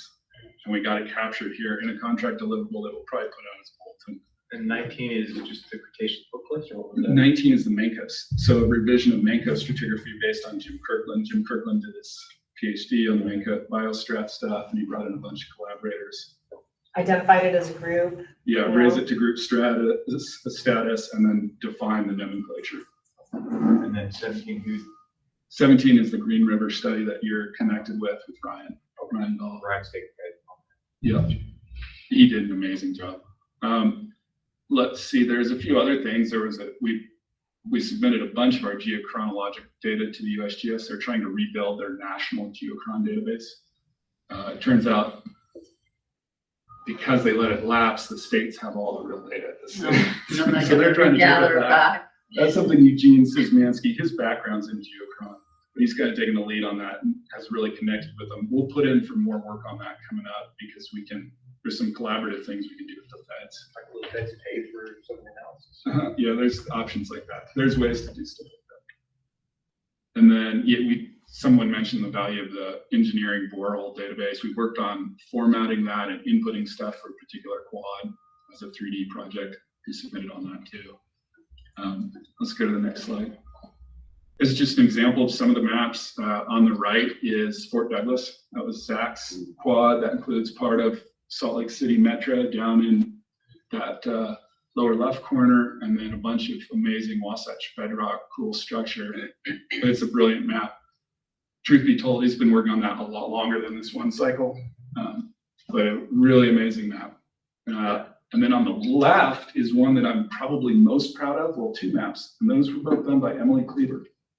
She was one of our new permanent people that we were able to move into the group. Her background is in hazards. She's never made a map before. She made two maps in maybe half the time the other people made one map. And admittedly, they are more simple maps. Okay, they're kind of out in the flats out there near the Great Salt Lake. They do have some complicated bedrock. That's a little mountain down in the lower left-hand corner. This is up by Ogden Bay as a reference. But she was able to do that in an amazingly short period of time, and it's a high quality map. And we were able to go out and do like a little field review on it. So she did awesome. Go to the next one. And then I have a couple slides about these different stratigraphic studies that are so cool. Kirkland's, these things are beasts. With the Mancos and the Middle Jurassic, we will try to put these out as UGS bulletins. It's going to take a lot of peer review and steps to get them there. But they have an immense amount of, these are careers worth of information in here. So these are I just picked a couple of the figures. One of the components of this was tying in some of this exposed stratigraphy into the subsurface in the Uinta Basin. That's shown on the left there. That should be useful. And then Kirkland, many of these reports have these amazing annotated photographs of the different units, and then descriptions of what they mean and where you can see this and what it tells us. Using Corel Drive. Yes, that's a whole nother story. You can still get a license, but the problem is it's hard to translate that into what we use, which is Illustrator. And Jim does not want to be retrained. He did mention to me that maybe he could use some help with graphics. So the door is cracked open. And the thing with Jim is he's towards the back part of his career, and he has all this stuff, and we need to figure out how to get out of Corel into Illustrator. That's the big challenge, because we don't want to lose it. Oh, there's tons he has so much unpublished stuff. Anyway, next slide. This is Ryan Gall's Green Rivers contract deliverable, which defines the Green River with members and both formal and informal that fit with the most current stratigraphy, and then hopefully with the usage, the oil and gas usage in the basin too. That was one of the real goals, is seeing this as a way to kind of facilitate growth and exploration out there. So people are talking about the same thing, at least. These are just figures from that. This stratigraphic diagram on the right, and then another figure, an annotated photo on the left. These stratigraphic studies are interesting. We have different publication requirements. We are supposed to publish, but for some reason, I looked at this in the grant announcement, they didn't give us a date. I think it was an omission, but we have some more leeway with these in terms of what we do to get them out. This one, I think Ryan thinks it's the best way to get it out is as 1 or 2 journal articles. Okay. And he hasn't submitted these yet. No, not that I know of. Okay, next slide. Oh, Other way. Wrong one. This is the Middle Jurassic one. It's Middle Jurassic, all of Utah by Doug Sprinkle. It's a summation of Doug Sprinkle and then Helmut Doling, who passed away in January. Helmut spent a lifetime measuring the Middle Jurassic, well, measuring everything in Utah, but he loved the Middle Jurassic. And so this takes all that data and updates it with other external current work to better define these units. It has all these thickness maps. That's a thickness map on the right of just the general Middle Jurassic with the different sort of basinal settings. This is probably the craziest thing we produced this cycle. It's got almost 200 figures and all these little stratigraphic diagrams of how things relate and maps and annotated pictures. It's amazing. We'll do this as a bulletin, but it's going to take some time. It'll be huge. It's much longer than it's a big deal, but it's amazing to capture this detail. And again, we talk about what is this stuff used for? Is there a resource in here? I don't know. There probably is in part, but it's this kind of information. When you have this level of detail, you're set up for success going forward with whatever is important with these rocks. Okay, we can go to the next one. This is the other thing Doug did for us. So he did that. He also did Dutch John. So he put out an OFR on Dutch John back in like 2003, I think. And so this piece of work was meant to refine that based on a bunch of ed maps that had been completed on the south by BYU students and then up to the north by USU students. He's tied in a bunch of additional detail in the Uinta Mountain Group, the Proterozoic rocks, and he's updated a bunch of the structure and a bunch of the Q mapping as well. The Q mapping comes primarily from USU folks, Joel Pedersen, who actually moved on to Colorado State. Yeah, he's going to be their department head. They'll have a new department head. This is an amazing map, but so this is a contract deliverable. How do we get this thing out the door as an OFR? So we've been out, we've done field trips out here. It needs a ton of field checking. Doug at his age, he goes out a little bit, but he didn't have the capacity to do all the legwork on this. This is kind of photo mapping and based on the science in different places. A lot of cover, and there's a lot of country too at the 30 by 60 scale, particularly a place this complicated. A lot of issues when you think about what it takes to get this out as a final publication. It's something we're wrestling with and we're going to move forward on. And that's a segue, that's kind of into my STATEMAP talk. That's a segue into field trip options because I think Bill put our field trip as being in northeastern Utah out of Vernal. Yeah, and we can go to that. This is kind of my. Do you want to do that now? Yeah.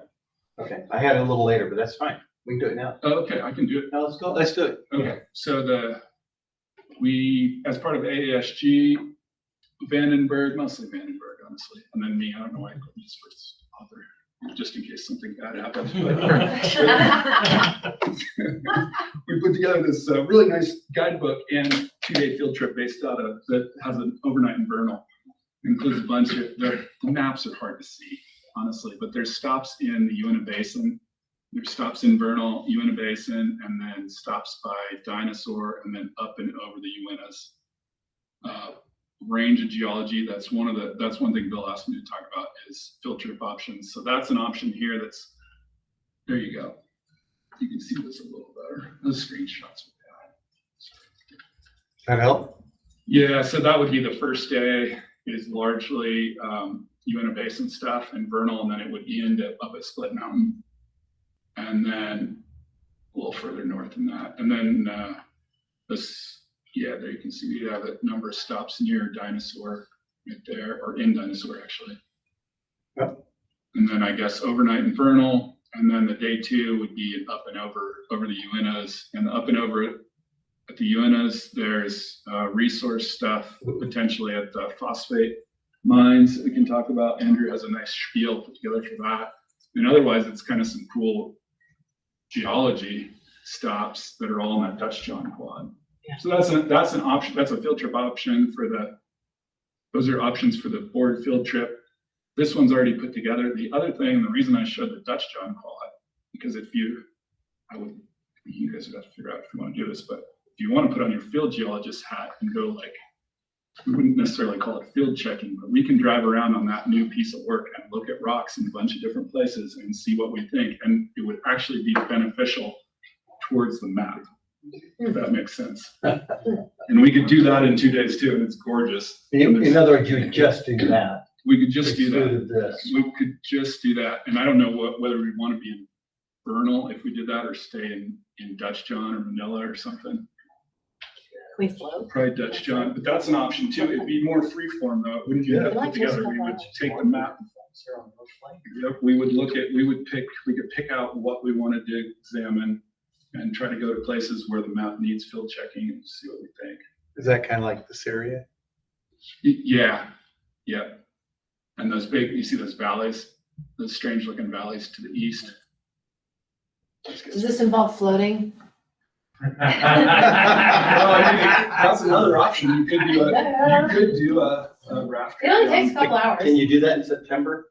Oh, yeah. Yeah, That's it's day right. release. That's a You're perfect talking about time. down to Little Hole, or you want to go Little Hole down to, Just the A, because it's easy. It's right there by Dutch John, and they pick you up, and it just takes a couple hours. Were any of the members of this board when you guys did the San Juan? Yeah. That was fantastic. That was awesome. That was awesome. I've done that trip like 20 times. And I still never get tired. Oh. Well, I mean, and I'm not trying to hijack this process by any means. Maybe there's an option to do. You can do one day as like that float thing, look at the Proterozoic rocks, and then you could do part of another day looking at the Dutch John 30x60, some of the interesting new mapping that's been done. Can you go a back lot to of the the big Dutch questions John? are over by Hacking Lake, the Liddy Peak. Big map, The the geological map. Oh, I've looked at that stuff. Yeah. But that's an option for the Sure of it. So where would we be? Where are you thinking about? well, here's going? the Flaming, there's Flaming Gorge. You mean where we would go in terms of stops or where we might stay? Where we would go in terms of stops, like that very northernmost part, is that where you're thinking? Well, yeah, Field check? out of Brown's Park. So Okay.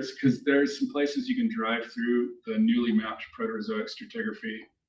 We can look at that, see what we think, if we buy it. And then there's all kinds of interesting stuff in Brown's Park to look at. So go Diamond Mountain down through Cross Canyon. Well, we have a reservation already in Vernal that we would have to see. I'm not trying to hide. I'm gonna leave that up to you guys. It's just something that when I was putting this together, I was like, we have this amazing piece of new geology. In other words, you want to put the board to work. Yeah, that's right. That's right. You Sounds know, fun. geologists, I'd be like, What's a paid? It'd be fun. It'd be a lot of fun. Yeah, It'd be magnificent. So, yeah, But we also have this, which is a trip with the guidebook's like 90 pages long with all these figures. It's got a bunch of cool stops too that we can just do. yeah. Vandenberg has a few more. We just figured we we did this trip for the AASG. Yeah. And you guys said you wanted to do that part. Yeah. Is there something else what would you want to do out of, if we were going out to the basin as a field trip? I mean, the other thing is you got so much money and activity going on with the oil and gas development, if you want to see any of that. But Yeah. I've seen that a lot already. Do you have any projects out there right now? I got $30 million worth of drilling going on. But yeah, I mean, so, are you wanting to see the stratigraphy that's being targeted now, which is very different than what it was last time the board looked at it? When's the last time you did an oil and gas field trip out there, Bill? It's probably been 10 years. It's been before my time. So it's very, very different what we're targeting and why and how. And also, you have many fewer rigs. We probably only have a third of the rigs we had in like 2010, but we're making 3 times the oil. So it's just a different process. We're also putting away probably 5 times the amount of water and sand in frac jobs. I mean, it's just the scale is different and immense, but it's in a different area, different rocks. You have a lot of great big sand pits opening up where they're just to get the frac sand. You know, we've decided it's much more important to get volume than to get high quality sand. So we're not trying to rail and truck it in from, Minnesota anymore. Now we're taking whatever garbage that we can just kind of spray the mud out and just pump it down as hard and fast as we can. The other thing you might see is the water, it's dry out there. That's why it wasn't part of the original settlement. That's why they put it on reservation, because it doesn't look as green as Provo or Salt Lake Valley. But what's been going on for the massive amounts of water, 26 million gallons of water per well, is we'll recycle. So instead of trying to use water out of the ditch, they're using produced water, pumping that down. And the facilities for that are immense and huge. That's all also just been sold for $2.6 billion a month ago to a Denver-based company called SM Energy. And they're going to be the big operator out there running along there. So, I mean, there's a lot going on. Now, the cool thing about what Stefan's showing is it's all the services and stuff that we can actually do science on. What we'd be mostly seeing, unless you start on the south edge, is you don't see the rocks until you go to the south edge where they're all exposed. If you're where it's happening, it's all 2 miles down to actually see the geology. So you got to have a little bit of disconnect from where the activity is happening and where the actual rocks are. And so, it's a catch-22. It's wild out there. There's more money being spent on the basin than we ever had. Wow. And we're producing more oil than we ever have. And yes, by far. And you guys are all my customers, so I thank you very much. Thanks for using our oil as you drive around. It's I don't know. That's Customer Appreciation Day. We get a discount, right? You get a discount, yeah. You just go tell anybody at Chevron that Riley said. So I'm gonna make a suggestion here.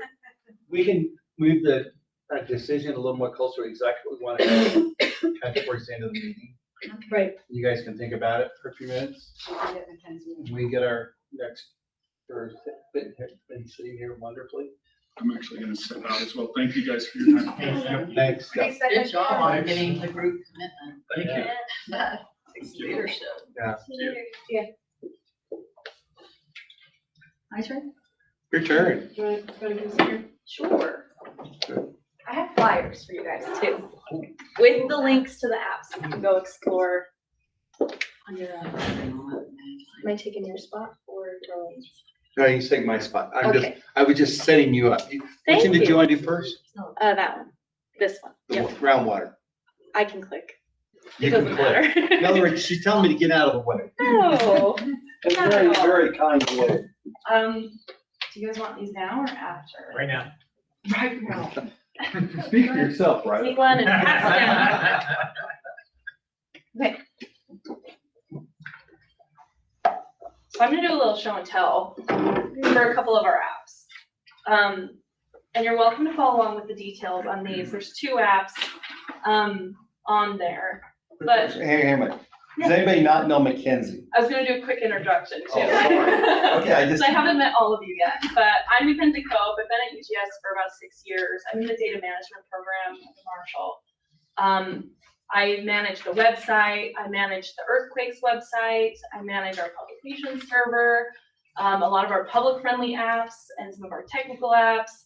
I also help GIO with public inquiries and our science week. I have a background in geology, so kind of do the geology technology split there. So I'm going to show you 2 of our most recent web apps. And I'm going to start with our energy resources app. This one was released in October of 2022, was the first version. And this was funded through a state energy grant with the Office of Energy Development. The purpose of this app was to provide a plethora of information to help with decision-making, with informed decision-making. So our primary audience was the legislature for this app. It's also general public. It's also decision makers at all levels. It's a lot. Industry professionals, we have a lot of technical data and links to technical data. So we're trying to serve all audiences, which was a challenge. But it was great. So we worked with the Office of Energy Development. I listed out the specific people on your paper so you can know them by name, but Claire Decker was like the lead on this project. And myself, Claire did all the content and the data wrangling and the map making. And then Jackie DeWolf in our editorial program is our web designer for both of these apps that I'm going to show you. And we just did an update on all the content, all the data, all the mapping data, just this July, and we update it yearly. So this is all fresh. Ta-da! Okay. So you can see here, we have 8 different energy topics here, and we have more to come. I will show you quickly. These are the ones that are on the docket to come up soon. Half of these are already in progress, going through content reviews. So they should be like in the next month or 2 going online, which would be really cool. And I'm going to walk you through what each topic has for us. So every topic has 3 different kinds of information. We have written content that includes trends. Like you can see, Utah currently ranks 13th in the nation in natural gas production. So we have written content about trends. We also have map data, and it's all interactive here. So you can click around to all of these different map layers and see specific information. So you can see this power plant is the Bountiful power plant, operator is the city, there's the starting date. Then we also have information on like the most recent technical data we have for these. So all of this in here is clickable and you can explore to your technical level. If you're someone from the general public, you might just be like, wow, there's so many power plants here. For someone who is trying to open a power plant, this is good to know where all of these are. For the legislature, it's good to know the infrastructure behind all of this and where most of them are located. So we're trying to serve all audiences here. You can also turn off and on layers. You can see the legend. And we also have some map highlights that zoom you around the map to see more data. So the things that we set up, go look at this. We also have, so besides written content and map data, we also have dynamic charts here. So we update our data. You can see, this was a little tall, but you can see we have decades worth of data in a lot of different subjects. And this is like what Mike Vandenberg mostly collects. This is his baby, all of this stats data. It's great. And so we update these charts on our end. These ones go all the way up through 2021. So that's the most recent data we have for natural gas reserves in Utah. And so every time, the way this is set up, these are dynamic in the fact that these tables are just hosted in ArcGIS Online. And when we have a new year's worth of data, like we did in July, we just add a new row and all these charts automatically update. So it's really sweet for us who update this stuff. And then something else to note is each of these 8 topics that we have, and more down the road, have 3 to 5 pages each specific to these different topics. So if we hop over to natural gas prices, you can see here's a whole bunch of content of the trends, and then you can view decades worth of data charted. This has been, the feedback we get is that this is really helpful for the legislature to see the history of these resources and know where to allocate funds going forward and where we stand in the nation kind of thing. It's great. So there's way too much for me to show you. I showed you 2 pages out of way too many. So follow that link on your flyer. Please go click around. It's very fun, very exciting. We love this. And this is the website that was honored with the IT Excellence Award. Yeah. From DTS. So, Yeah. Yay. Yes. We got best in GIS. So thank you. It's a big team effort, and we love our friends in Office of Energy Development and also in the Energy Minerals program here. We couldn't have done it without Claire Decker and Mike Vandenberg. So it's awesome. Claire we brought over from Office of Energy Development. Yeah, she was. And now she's fully part of our team and she loves it here. So we're stoked to have her. I'm going to move on to our other app. Are there any questions specific to this one? One thing I would point out is that if you want to know where we're going with geothermal stuff, Yeah. that geothermal tab's got a ton of Yeah. great information. It's great. The map here I think it's awesome. We pulled in some of our previous studies on geothermal potential and pulled that GIS data in. So you can see all these orange polygons here show potential geothermal areas. And then you can see like there's the Forge site and then some other areas down here. And then there's these points also mean stuff too. Geothermal uses, so current geothermal uses that we know of are all over the state. Mackenzie, Yeah. what kind of use numbers are you getting out of this? Out of geothermal, out of the app? Out of the app. We are tracking it with Google Analytics. That's something else I do is track everything with Google Analytics and downloads and stuff. We're getting a lot of good stuff. When it was first released and we got a lot of good publicity, of course, it like skyrocketed. Now it's kind of evened out, but every week we're getting hits, like a decent amount of hits. It's one of our top apps that we have online. So it's great. This really filled a need. Yeah. Because it's one-stop shop now for all the energy, all things energy. Yeah. Just didn't exist before. Mhm. And it's great because you can see like not all of these resources have as much as like the natural gas map did. If you hop over to like wind, for example, we have mapped all of the like existing wind farms, and there's 3, so there's not that much, but it's great to see where the potential is for more. And we do have data for each of these, like the production. You can see like where wind sits in electricity generation in Utah. Yeah, wind's a little bit smaller, but we do put in what we have. One of the up and coming topics is like uranium and nuclear energy. There's not a ton currently going on in Utah, but it's good to see what could go on, what's gone on in the past. And I think something recently just opened, so we'll probably throw that in there as well, but it's great. Do we think that the energy resources kind of will stay with the UGS or? This app or? Or will it go dog them or? Like, It could go a lot of different ways. What we go dog, and the funding actually came from, there's federal money that goes to OED. And that federal money that goes to OED came to fund this project. And so it had sat with OED for a long time. It kind of just limped along. And then we got hired basically by OED to work with them to do this. Like I said, we're filling a niche out there.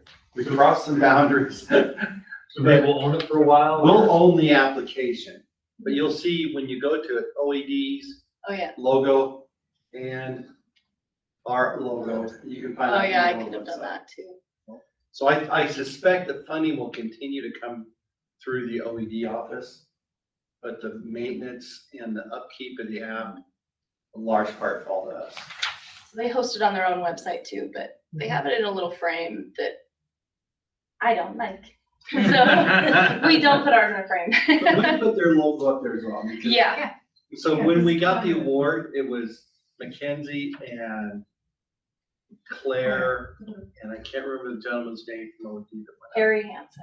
Did Harry go and get it? No, that's not who went Oh. on Wasn't stage. Harry. Oh. Harry was out of town. Yeah. I don't remember. Yeah, I know him. He's one of the new business development guys. Yeah. So we sent 3 people up to get the award. So we'll play a big role. And there's This some, will continue being OED UGS. and there's some residual funding left over to kind of the next step. So some decisions about how to spend down those funds and make sure we have ongoing maintenance and improvements to the website. Yep. Yeah. We do update this yearly with all the new data we have, and sometimes twice a year, depending on what kind of stats data we get. So we're gonna keep managing this. Love it. Okay, so, and then one quick thing to mention is that all of these pages are also optimized for tablet and mobile. So if a legislator is sitting in a session and wants to pull up some stats real quick, it's fully optimized. And if you want to pull it up on your phone, it does work. That too. Yeah, you've already done it. So I encourage you to check out all our different versions. Okay, now I'm going to hop over to our newest app, the Utah Groundwater Data Hub. This was released to the public yesterday. A press release went out yesterday, and Hugh was doing interviews all day, talking to the news outlets. And you might see some of this on the news. We watched one at 5 o'clock yesterday, so it's pretty cool. So this one was funded through Senate Bill 2 during the 2023 legislative session. This one was fully within UGS, but we've had some collaboration with water rights as well. So this was released yesterday. And we have a few different data types within this app. And Emily Ginerai, who's over here, she was our data curator. She was kind of our data expert and put all of this stuff together and made a lot of the maps. So if you have data questions, ask her. Emily was hired to do this job. So the purpose of this app was to make previously unreleased UGS data available to the public or to policymakers, water managers, the legislature for that matter. Because we have a whole bunch of UGS studies that have mapping included, but the GIS data was not released with the publication for reasons, valid reasons. So we cleaned up the data and we are now serving it here. So the cool thing, I'm going to show you one that has a lot of data here. You can select a study area, I'll zoom you in, and you can get information on the study area, some overview information. And then you can go over to the data and turn it on. So you can kind of preview the data that you are going to download. Then you can download the whole package for that study area. Right now we have 7 study areas, but this is an ongoing project. So we will be adding more and more as the data becomes ready to release. Yeah, so you can kind of explore here. You can turn off and on layers to see what you really want. It's great. And then we also have the publication that it came from. So if you want to go and download the PDF, you can do that as well. And if more publications come out for this area, we'll also list them here. And we have requests from water rights to significantly expand this list of data. Right. That's one of the next things we'll be working on is adding non-UGS data to the app as well. So that people going to find groundwater data in their area can find not just UGS data, but any data that has been put out by any organization, any agency. Does this site show issues that are associated with groundwater, like subsidence? We have the data that came with the publication. So it just depends on the publication. I showed you one, like Goshen here has like 7 or 8 here data layers. Okay. But some of them only have a few. Some of the older pubs, like Cedar Valley, I think has, well, there's a bunch in Cedar Valley too. So it's just whatever data we have from the pub that it came out. Yeah. So I don't have a consistent answer. Yeah. No, that's. Is the Cedar up there? Yeah, Cedar Valley is up here. Turn on that one and go to that. We don't have subsidence for any of these, but that's a future. That's for the future. So what we do have, I think you're gonna go next to the water level trends. Yeah, that's what I'm going Yeah, with. that's hazard proof. Who has that? This is groundwater data. This is groundwater. Right, I'm just wondering who maps the subsidence. Oh, hazards does map. Hazards will do something. Yeah. There's some of it in the groundwater studies as well. But we're not there yet. This is meant to be a work in progress. Mhm. We got 7 studies out of probably 40 or 50. Yeah, there's a lot. So Compared the to end, water, the end game here, in my mind, would be to make sure that we're aware of our groundwater resources and that we're protecting them. yes. Right? I mean, that ought to be the survey's goal, is to make sure that the information's out there so that people are making the right decisions on the use of those resources. Exactly. I Yeah, think what you're gonna see next, I think will. Oh, that'll okay. hit on that too. Okay. Yeah. Yeah, And I think this is where most of the press is focused on. Yeah, This that's, next item. yes. thank you. So our next type of data we have are water level trends. So this is more of a dashboard page here. So we have UGS wells and USGS data here. If you click on these wells, you can also search for the well if you have the well ID or the well name. And it, again, we're using dynamic charts here. When you select a well, it will chart any of the data that we have for it. So you can view the water level trends over time. The UGS data goes back a decent amount. It depends on the well. I'm going to flip over to USGS data. It's a little bit more widespread here. And when you select a point, again, it's going to chart it. And USGS data goes back a little bit further. So it's kind of cool to see. I purposely picked a point that is nice-ish to look at. So if we look at some other ones, you can see there is an overall trend in general of declining groundwater levels across the state. That's the symbology here. The white is going up or staying stable. And then the darker it gets, the more it has been declining. And that's the rate of change over different periods that Emily was calculating. Yeah. She's our data curator. She was doing all the calculations. Wow.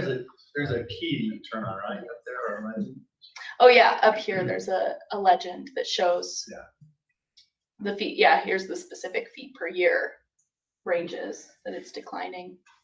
But really, you can just tell by looking at the map that there's a lot of blue and dark blue and not very much white. Yeah. Right? Yeah. So that's your, are we being That's your red good flag. stewards of That's your our red water flag. resources? Mhm. This is a pretty compelling visual.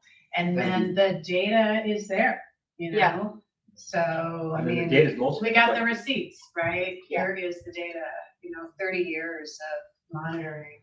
So- In the line chart there, Yeah. can you see what each one will, yes, Yep. that's what I was. You can hover on them on tablet and mobile. You should be able to click on them because there's no hover. And the pop-ups will come up. So it is still interactive. Mhm. Cool. And then we also have we have the data in tabular form listed out as well. And you can see here's the water elevation data. And part of the reason we included this is so that people could export the data. The whole point of the app is to get the data available to download. So you can export the selected well or download all the data we have. So, and there's a few file formats you can use as well. So is there any collaboration between this survey here and all of this work and data collection and the Division of Water Rights? Yes, the funding came through to both of us, and we are the ones that built the app. So the very first request we got from Water Rights to improve was to add more data. We wrote a building block together with Water Rights. Okay. And this was submitted. I see. Yeah. Rick raised his hand in the meeting. Rick, Yeah, just a commentary, I guess. This is really great information and very impressive. We, several years ago, probably 2015 or so, we were down by Milford drilling some holes for a substation there, electrical substation, where they're putting grounding rods. And we thought groundwater to be about 100 feet based on information that was available. And we ended up drilling to 100 feet, not hitting water. Kept going, to 150, 180 feet, didn't hit water. Brought in a totally different drill rig because we had to keep going. We ended up like 200 feet or so before we hit water. It was pretty shocking to us, the extent of the drawdown out there. So I think this is really neat information and valuable to have for the industry. So good work on that. This is really neat. Thank you. Thank you. Thanks for the comment. Yeah. Mackenzie, your data is really concentrated on I-15 corridor. Like Eastern Utah, does it just not exist, or just hasn't been collected and included yet, or? Emily? Just went through USGS manual measurements that they've taken for the last 30 years that were continuous, and this is what came up. So. That's the USGS data. Yeah. The UGS data says even more limited. I don't know why. Remember, part of the expansion and improvement of this is to look for data from other sources. If you have some, information on what those sources might be, that's a future update. opportunity. Yeah, there's definitely a lot missing on the Grant eastern side of the state. County, Carbon County, This is version 1.0 for the record. So we've been working on this for a whole year. So Like I said, I was sitting across the room from the state engineer. How come the other reports all out there yet? yeah. Oh, we're getting there, you know, and if you've got a priority, we've also, I've asked water rights if they have a prioritized list of reports to get that to us. Because then we could focus what Emily is doing and trying to gather data or whatever. And We'll if they have any of that information that's like tabulated to make Emily's life a little easier. So anyway, this, we see this as an ongoing, this is, yes, who's gonna own this? This one that we'll own for a while. Yeah.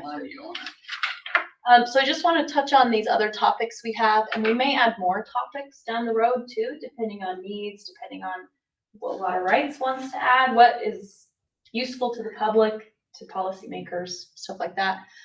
We also have a Great Salt Lake groundwater and wetland studies. Currently, this is more of a resources page, an overview of what's going on, what has recently been released. You can see we have a previous UGS studies. This goes back pretty far, but and you can go and download these. And then we link to the state websites here, and then we have a bibliography for UGS studies related to Great Salt Lake. So you can kind of filter and download from here. So that's all Great Salt Lake stuff. We'll probably have an interactive map on this page down the line, so you can geographically see where there's groundwater studies around the Great Salt Lake. And then we also have a topic here for watershed restoration projects that we are doing, the UGS is doing groundwater monitoring for. These are the areas we have currently. And when you click on one of these, it has its own small dashboard. So you can read about the study that's going on, and you can select points to view their water elevation data. And then you can export, same thing. So you can export data. Great. And then you have more information and photos. And yeah, 4 different topics right now. And the media seems to be focusing on these water level trends. And I'm not surprised, because it's. Yeah, it's a hot topic. The data, it's the thing that, you look at that map and you go, wait a minute, I see it. Less than 10 white dots probably. Yeah. And then looking forward, we're going to update this data yearly. The data that's existing in here, we'll update it yearly or as needed. And then something else to note is this entire app is also optimized for tablet and mobile. So I encourage you to check that out. Everything is in there, so it's not like a light version. Everything's there. But we're going to add more data topics, more study areas to this page as the data becomes ready. We're going to do more app interface improvements because it's version 1.0, and we have another year of funding at least. So we're going to keep working on it. Yeah, I think that's it. Any questions? Any more questions? Wow. Brilliant work. Thank you, Mackenzie. Appreciate it. Both of these apps are huge, so go follow the links and click around a lot. Did you have anything to add, Emily? Do you want to add anything, Emily? Thanks, Mackenzie. Thank you both. Nice work. Yeah, very nice work.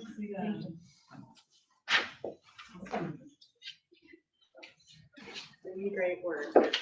Yeah, really good stuff. Huh? Let's do Russ's finance report. I think that's where we are.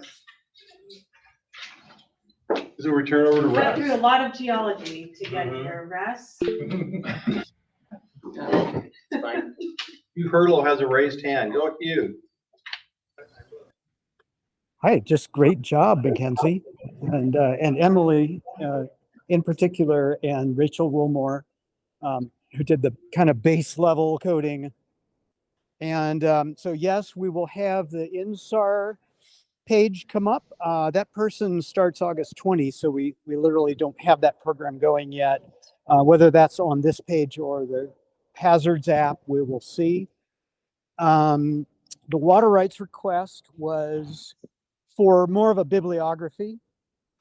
And so we're envisioning a map where you can click on a point and or have a list, and there will be hyperlinked to the publications. And then we're hoping to build out the rest of our previous publications over the past 30 years as far as downloadable data, but some of that's going to involve, digitizing old contour maps, et cetera, et cetera. So I don't know how far we'll get on that, but as new publications are released, they'll go right to the site. So yeah, I just wanted to chime in. I'm at the American Groundwater Trust meeting, and they're about to start a session on groundwater management plans. So I'd better go to that. Nice. Don't know he's our program manager for groundwater. Yeah. It's great. Okay, thanks, Hugh. Oh, he's gone already. Okay. Now you get to go. Great. Russ. Those of you that don't know me, I'm Russ Fillmore. I'm the financial manager for UGS. I've been here since January. We finished our state fiscal year.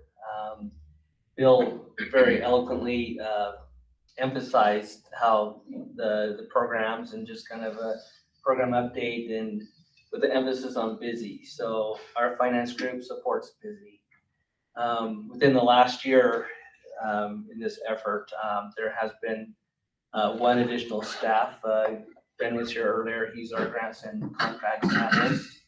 And so with everything, as far as number of projects supported, dollars, just the need for that finance support has been definitely adds value, with that added support staff, within the survey. We ended the year in strong, in good shape. We do have challenges as with the opportunities for more funding and more projects. The challenge is our fixed funding. So as you look at our funding portfolio, fixed funding is, most projects do require a match. We are limited to what we can provide as far as match to these grant projects.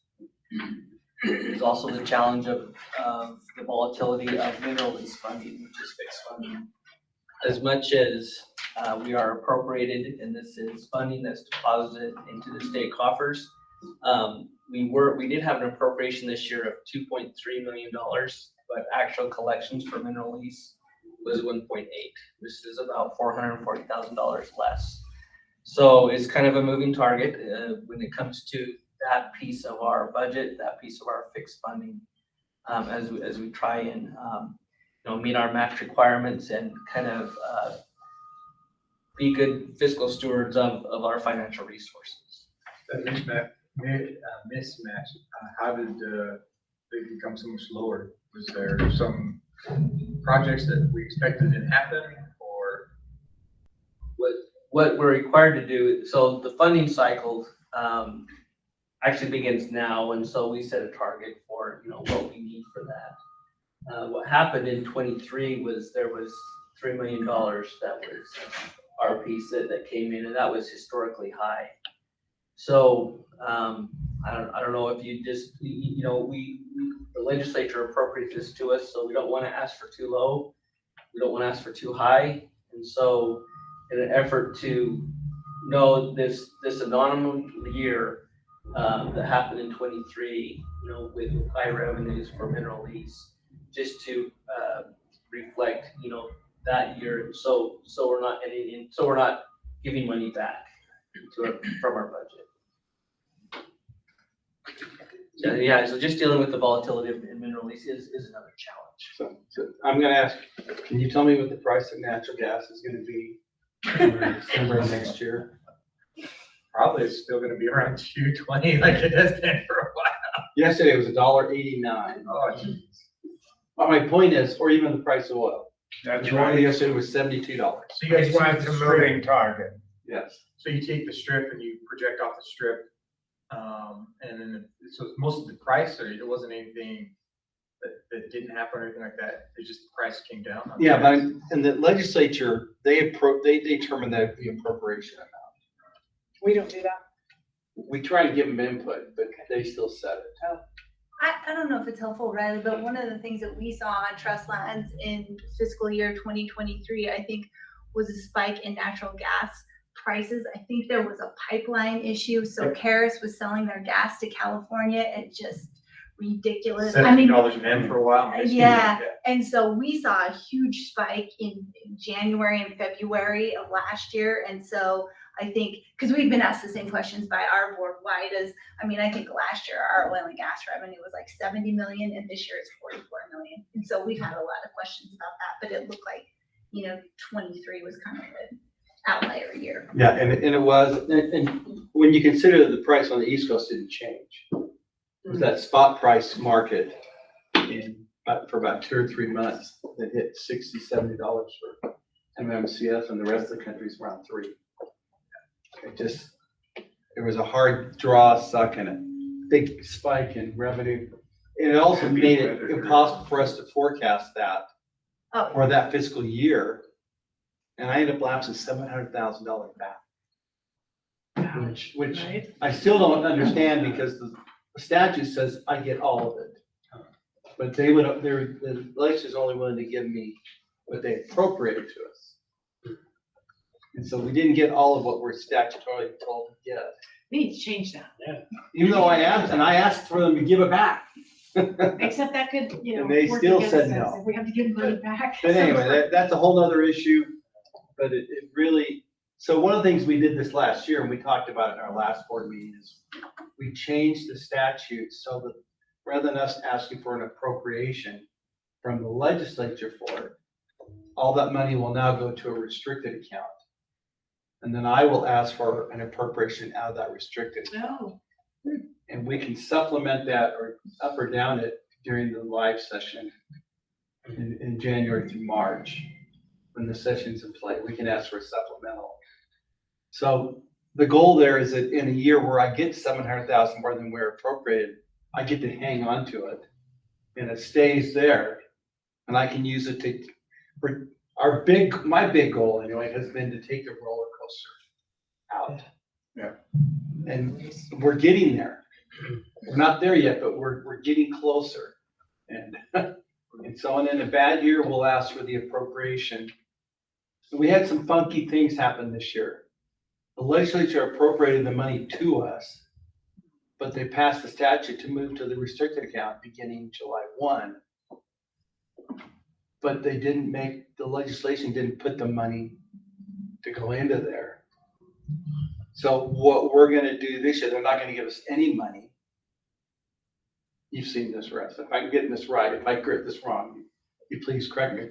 We will ask for a supplemental of a mineral lease appropriation in January during the legislative session to get that money back. Did I get that right? Yeah, there's a lot of complexities to the appropriation. But there are some things that didn't happen in the legislature. Or they made the law, but they didn't make an adjustment. So we're in the process of fix. But that's our goal, is to try and move that money so that we get all of it. So that if there is another good year, we'll get it. Okay. Next slide. Next slide. So in the board packet that was distributed last week, there was the closing report and then the contract proposal summary tracking that Ben manages. So if you've had a chance to look at that, just to see our tracking throughout a couple of years worth of data, are you able to open that? I don't know. I don't. Where did you link it on that text? I inserted it. I don't know if you're able to Is it the individual pull it up. You didn't link the image. I didn't have a chance. It's not that. That's fine. I can go find it. I just have some if you want percentages. It's in the packet. It's in the packet. Yeah. I'll go find the document. Well, just keep talking. I'll get it. So like I mentioned, our fiscal year ends June 30th. So we have all of July to wrap up the fiscal year. For, from July 1st to June 30th. Part of that effort is to roll up to DNR, and then DNR rolls up to the state, and then state finance takes all these pieces and then puts them together as a state report. Is this the one you wanted? Yes, if you can pull up, there should be a chart. I think that annual reports chart. So this is our budget. This is our revenue mix across lapsing, non-lapsing amounts. Coming into the year for 23, there was 2 million was our non-lapsing from 23 to 24. General fund of 5.7 million, and then mineral lease, the 1.87 million actual collected.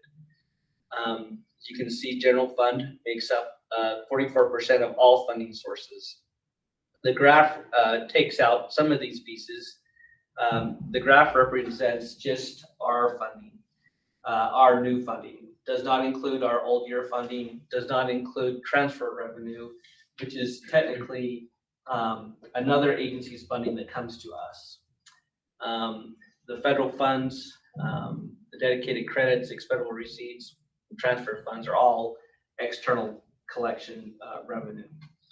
But as you can see, the graph that is our UGS funding for the current for the 24 fiscal year. 56% of that funding is from the general fund. Then you can see another 18%, another big piece, makes up the UGS budget from the mineral lease. Can you scroll down? Yeah.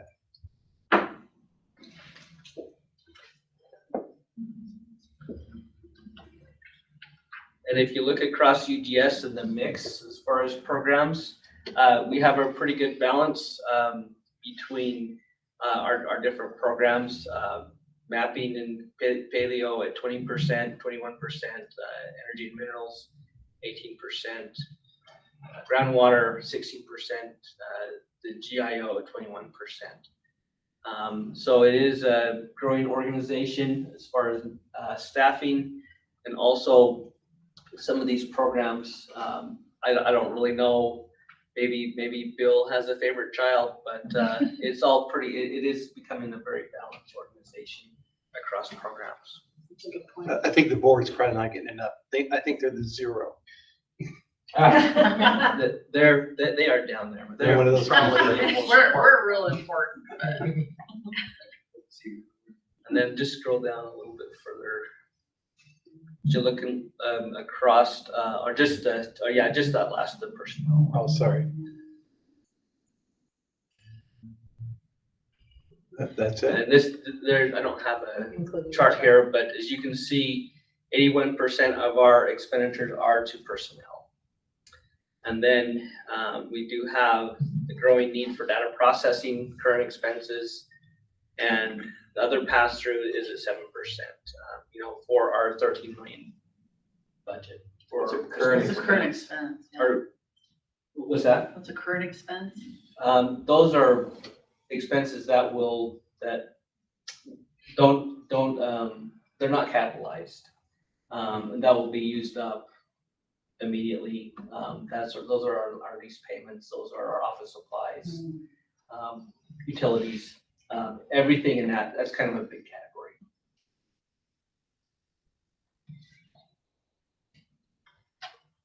Any questions on our budget? Bill, can you go to the next slide?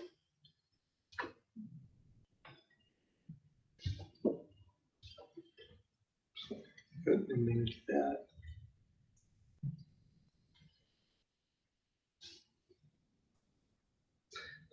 Let's see, was there one that was back? Okay, so just for some of our non-lapsing funding projects, Bonneville Salt Flats and Great Salt Lake groundwater. These are projects that have been going on for a few years now. For the fiscal year 24, there was other funding available for Bonneville Salt Flats, which was able to use coming through another state agency. So we tapped into that. So what we carry over into from 24 to 25 will be the 333,000. The Great Salt Lake groundwater study, there was some activity. So we started the year at 511,000, and it was some expenditure activity of 213,000. So non-lapsing into fiscal year 25 is 297,000. And then looking at general fund carryover from 23 to 24, we had 1.2 million of general funds that carried over into this fiscal year. From 24 to 25, 561,000 general funds. Our UGS restricted account, the oil, gas, and mining restricted account, the appropriation was 733, and that was actually what we was able to use. Those revenues were not less, so we was able to use all of that. Bill did mention last year this will be the fund. We won't have the mineral lease, as those mineral lease revenues will come into this fund instead of being separate, which makes our lives easier, a little simpler, but still 2 funding streams into the same restricted account.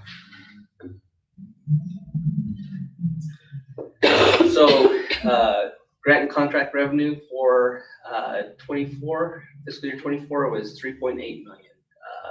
For 23, it was 1.3 million. So a good increase of about 640,000, which is a significant number for our agency. Nice. And that's my update. If there's any questions anybody has. Okay. Quick summary. I know we're at our time where we set the meeting to end, but you guys okay to keep going? Okay. So we're thinking 3 or 4 building blocks, maybe 5. We're still, those are doing another week, so I don't have to have them yet. Building block meeting, we're going to ask the legislature for money. We've been given some pretty strict guidelines that don't ask for people money. There's ongoing money that supports staff. I think last year for all of DNR, there were like 92 requests for new staff. And the legislature funded like 2 or 3. So it's a really hard thing. That being said, on geothermal,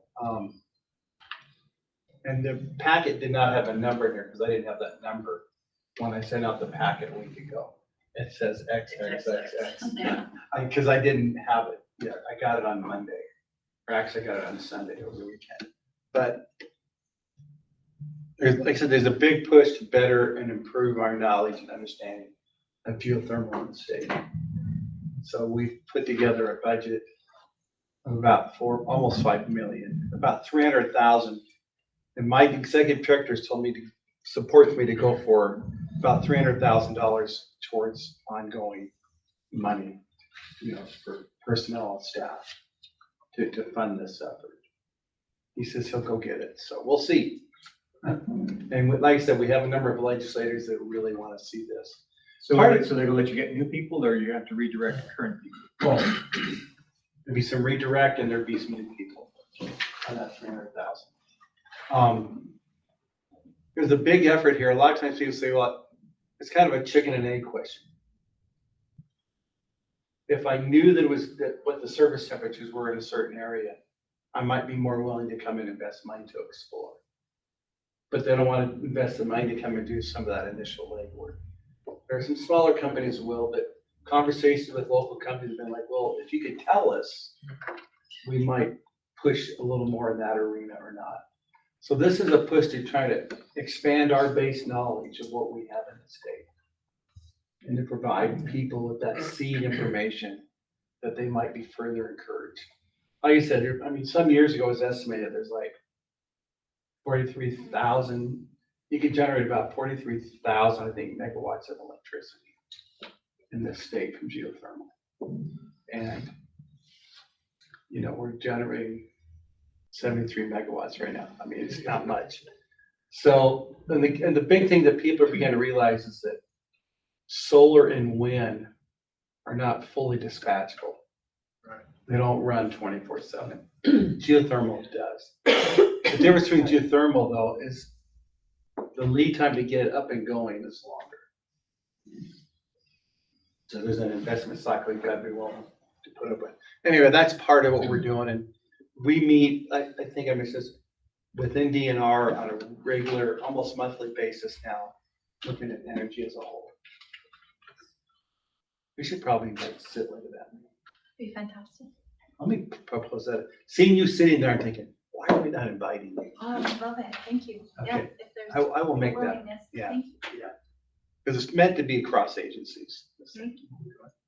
Okay, two others, and there may, like I said, there may be more, but earthquake early warning, I want to push this again. We did that feasibility study. My understanding is it almost made it to the governor's budget last year. I'm just going to resubmit this. I think this is, if you want to talk about preserving our infrastructure. You know, last year the Seismic Safety Commission, which has been out for 25 years, was up for a 5-year renewal. Wasn't renewed, was it? Huh? Wasn't renewed. It was not renewed. Yeah. The legislature voted it down in the Senate. The House side supported, but the Senate did not. And in talking with some state senators afterwards on one of our visits to Furbo down to Milford area, we were looking from them, what are ideas on how to preserve infrastructure in the event of a large earthquake? They really want to see, and we can argue whether that commission was doing that or not, but the point I'm trying to make is that the legislature is looking for things that help preserve our infrastructure. And this does that. And at a low cost way can preserve a lot of our infrastructure in a really short order. And so I think we need to do this. So I'm going to push it. And my pet project is I got that 18,000 pound block down there. It's got nobody working on it. I have a private citizen who calls me every year and says, I've talked to the governor and he's going to fund it this year. Now that's happened for 3 years in a row, but I'm still going to keep, I'm going to be positive. I'm going to be positive. And then we can live stream it on Twitch. Yeah. But there may be some others, we may talk about a little more on data management. There may be some things with groundwater. I don't know. So anyway, we're still kicking around some ideas. Bill, what happened to the Seismic Safety Commission? Is there any effort to try and get that revived, or is that dead all the way? I personally, I think it's probably dead right now. You would need some changes at the Senate level. And I know this is a public meeting, but there were a number of senators who just didn't want to see it exist. One of them said in one of the hearings that, look, we don't need to be told to fix things we can't afford. And if we are told, then it means we know, which means then we're going to be liable. So if we don't get told, we won't be liable. And I thought, wow, you just said that in a publicly recorded meeting. Now you're liable. Now you are. You just crossed, in my opinion, you crossed the threshold. And there was one state representative argue, look, we have all these world-class experts that are willing to do this for free. Because some legislator was saying, well, couldn't we just hire that out when we need it? And the guy goes, wait a minute, this is free. They're willing to serve on this commission at no charge and give you advice that would cost you thousands, not millions of dollars to have from a private company. But it still failed it failed in the Senate. So I don't know that there are amongst the committee members, there is an effort to how do we continue to have a voice. I think that seismic resilience is one of the most important things we can do for the state. That's one of the reasons why I wanted to join the Geological Survey, is to have a bit more of a platform, to try to help move that conversation forward. I think talking to the legislature about economic resilience after an earthquake event is an important talking point that may land with them more than talking about URM does. I don't know. But I think hopefully there's still opportunity and some work that can be done there, because it is one of the most important things I think that we can do for Utah. Most of us in this space agree. So we'll see where it goes. You could create, drive, start an effort. I'm actually going to seismographs stations tomorrow to meet with Chris and say hi. I've worked with her for years, so. So anyway, a number of these items are ones that Darlene wanted to talk about, so I'm just gonna kick it to you. Thank you, and hopefully we can move this. This is kind of board business stuff, right? And I want to start with probably, let's see, I think that rather than go through policies, is the board appointments next. Let's talk about your terms. Because as I've, kind of come on board and worked with Cheryl and looked at board terms, there are some terms that have actually expired. And so we dug into this a little bit, and we actually met with the director of Utah Boards and Commissions just a couple days ago, and she walked us through why this might have happened. They basically rolled over to a new website and user interface at boards of commissions. It doesn't send out notifications about board member expirations. So apologies for doing this on the back end. But we do have the opportunity to kind of catch up here. And so I wanted to walk you through what that process is going to look like, because while some of your terms have expired, some are close to renewal next year as well. So for everybody, this is probably kind of an important discussion about what needs to happen to keep you guys current, assuming that you would like to continue to serve. So if you don't want to continue to serve, please email us, unless you want to just say it right out loud in the meeting. But let's go to, and that last bullet point is important. There are not term limits for this board. You may continue to serve. So it's not like you can only serve 2 terms or something. You can just keep going if you choose. All right, next slide. And I was gonna say, because we always thought that was in statute, meeting with the director, we could not find it anywhere. I have a question. Yeah. How many of us are expired? Okay, thank you for asking. Okay. I just wanted to make sure. I kind of thought so. Right, so the good news first, here are our current board members. Rick, Dave, Riley, and Becky. You guys are current through March 31st of 2025. So just keep in mind this process that we're going to explain here in a sec about how to renew your board appointment will apply to you later this year, but it's not imminent and urgent. Lapsed board members, Elissa, Ken, Sam. So sorry about that. Not to single anybody out here. I knew I was. I mentioned it to you guys. I'm like, and your part of your comment is what spurred us. I know, I'm like, I think you're this. So good. Thank you, Elissa. Right. And this happens a lot with boards because this is actually one of the most complicated things to track, especially for boards that have staggered appointments. So it's not the first time I've seen it. Okay, here's the protocol. And we will send email follow-ups about this to get you guys teed up. So next slide, please. So the protocol to renew your terms. One, could you just please email us about whether or not you'd like to just continue to serve? And then before August 31st, we'll send an email. Cheryl and I will coordinate an email on this, directing you to the website where you will self-apply for the position that you already have. So those positions have already been opened up on the website. And if you'd like a little walkthrough, I'm happy to get on a conference little call with you and walk you guys through how to do it on the website. But you just go to the website, click on your seat, and it'll say if the position is open, you click there, and it'll click you through to an application process where you'll just provide a little information about why you want to serve. I think you upload your resume. And then it comes to Bill, I think, for approval. And then these are pretty hard deadlines, so we need to be aware of and respect these deadlines because it's kind of our one shot to get these through. September 12th, boards and commissions will meet with the governor's chief of staff, walk through the appointments, and then on October 16th, a letter will have been sent to the Senate and they will have a little hearing about those. Actually, they won't have the hearing on 16th. That's when they'll send the letter. There's a 30-day public notice. And then the Senate, that triggers the approval from the Senate and you'll receive an appointment letter.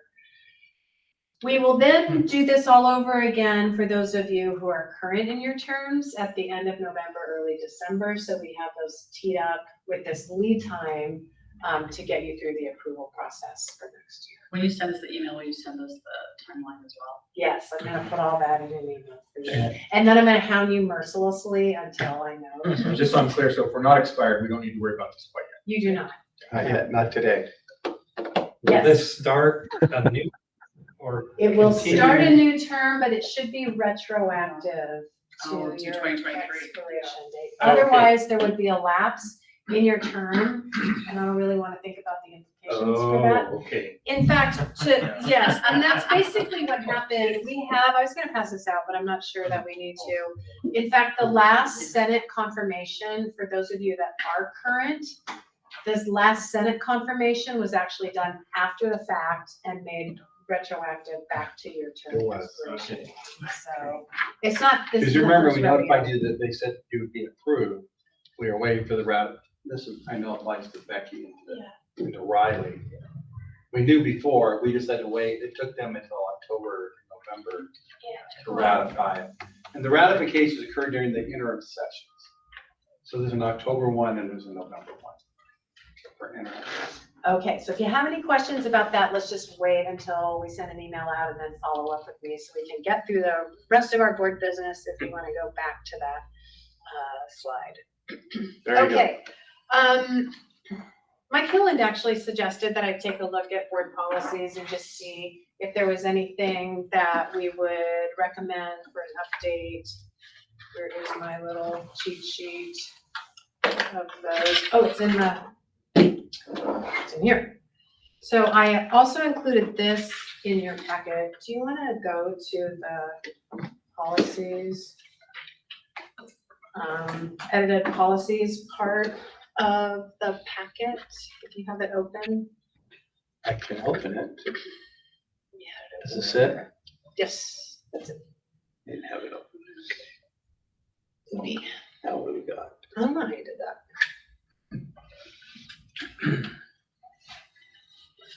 Thank you. Okay, so I didn't mess with this one. This is basically the board's policy on our opportunities to support conferences. So I didn't really change anything here. We do maybe have one conference potentially coming up, and that is a hazards conference. Maybe next spring, we would cost share with the DOPL board. The Professional Geology Licensure Board is really looking for opportunities to help educate licensed professionals. So we're looking at hosting a hazards conference. I was on that board. I'm actually stepping off that board since I've joined the survey. So we have kind of a survey heavy board for the professional licensure. So that's one opportunity. No changes to that. So the next policy though, I think we did have some changes. Supported memberships and licensure. And really this is a little bit self-serving because I come from a consulting background where industry alliances are pretty important. And I maintain a couple memberships, which I have been paying for out of my own pocket, and those are fine. There is one with a commercial real estate women's association that's actually very involved in kind of economic drivers, etc. Anyways, you'll see as we go through some of these policy changes, maybe it's just time to update some of the funds that are tied to these. If you think that the board even needs to be moving these, because right now, the way this policy is written is that approval of these payments for memberships are at the discretion of the director. So do you want to see, individual memberships for people that are joining UGA, Association of Women Geologists, AAPG? No, we don't. If not, this policy should probably just be rescinded. So then Well, this policy doesn't require board approval, it sets a limit on the dollar reimbursement. Right? On this particular one. Yeah. It just says how much we would be willing to pay. I see. Yeah. Okay, so this is not requiring board review? Doesn't require board. Okay, all right, so we're just raising the ceiling on memberships? Yep, Okay, all right. that's what that one would do. Do we just want to do this periodically, or do you want to just tie that to inflation somehow?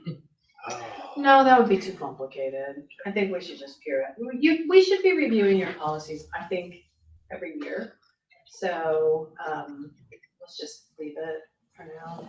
So, and then if you want to scroll down, and I added professional development to, meetings and associations.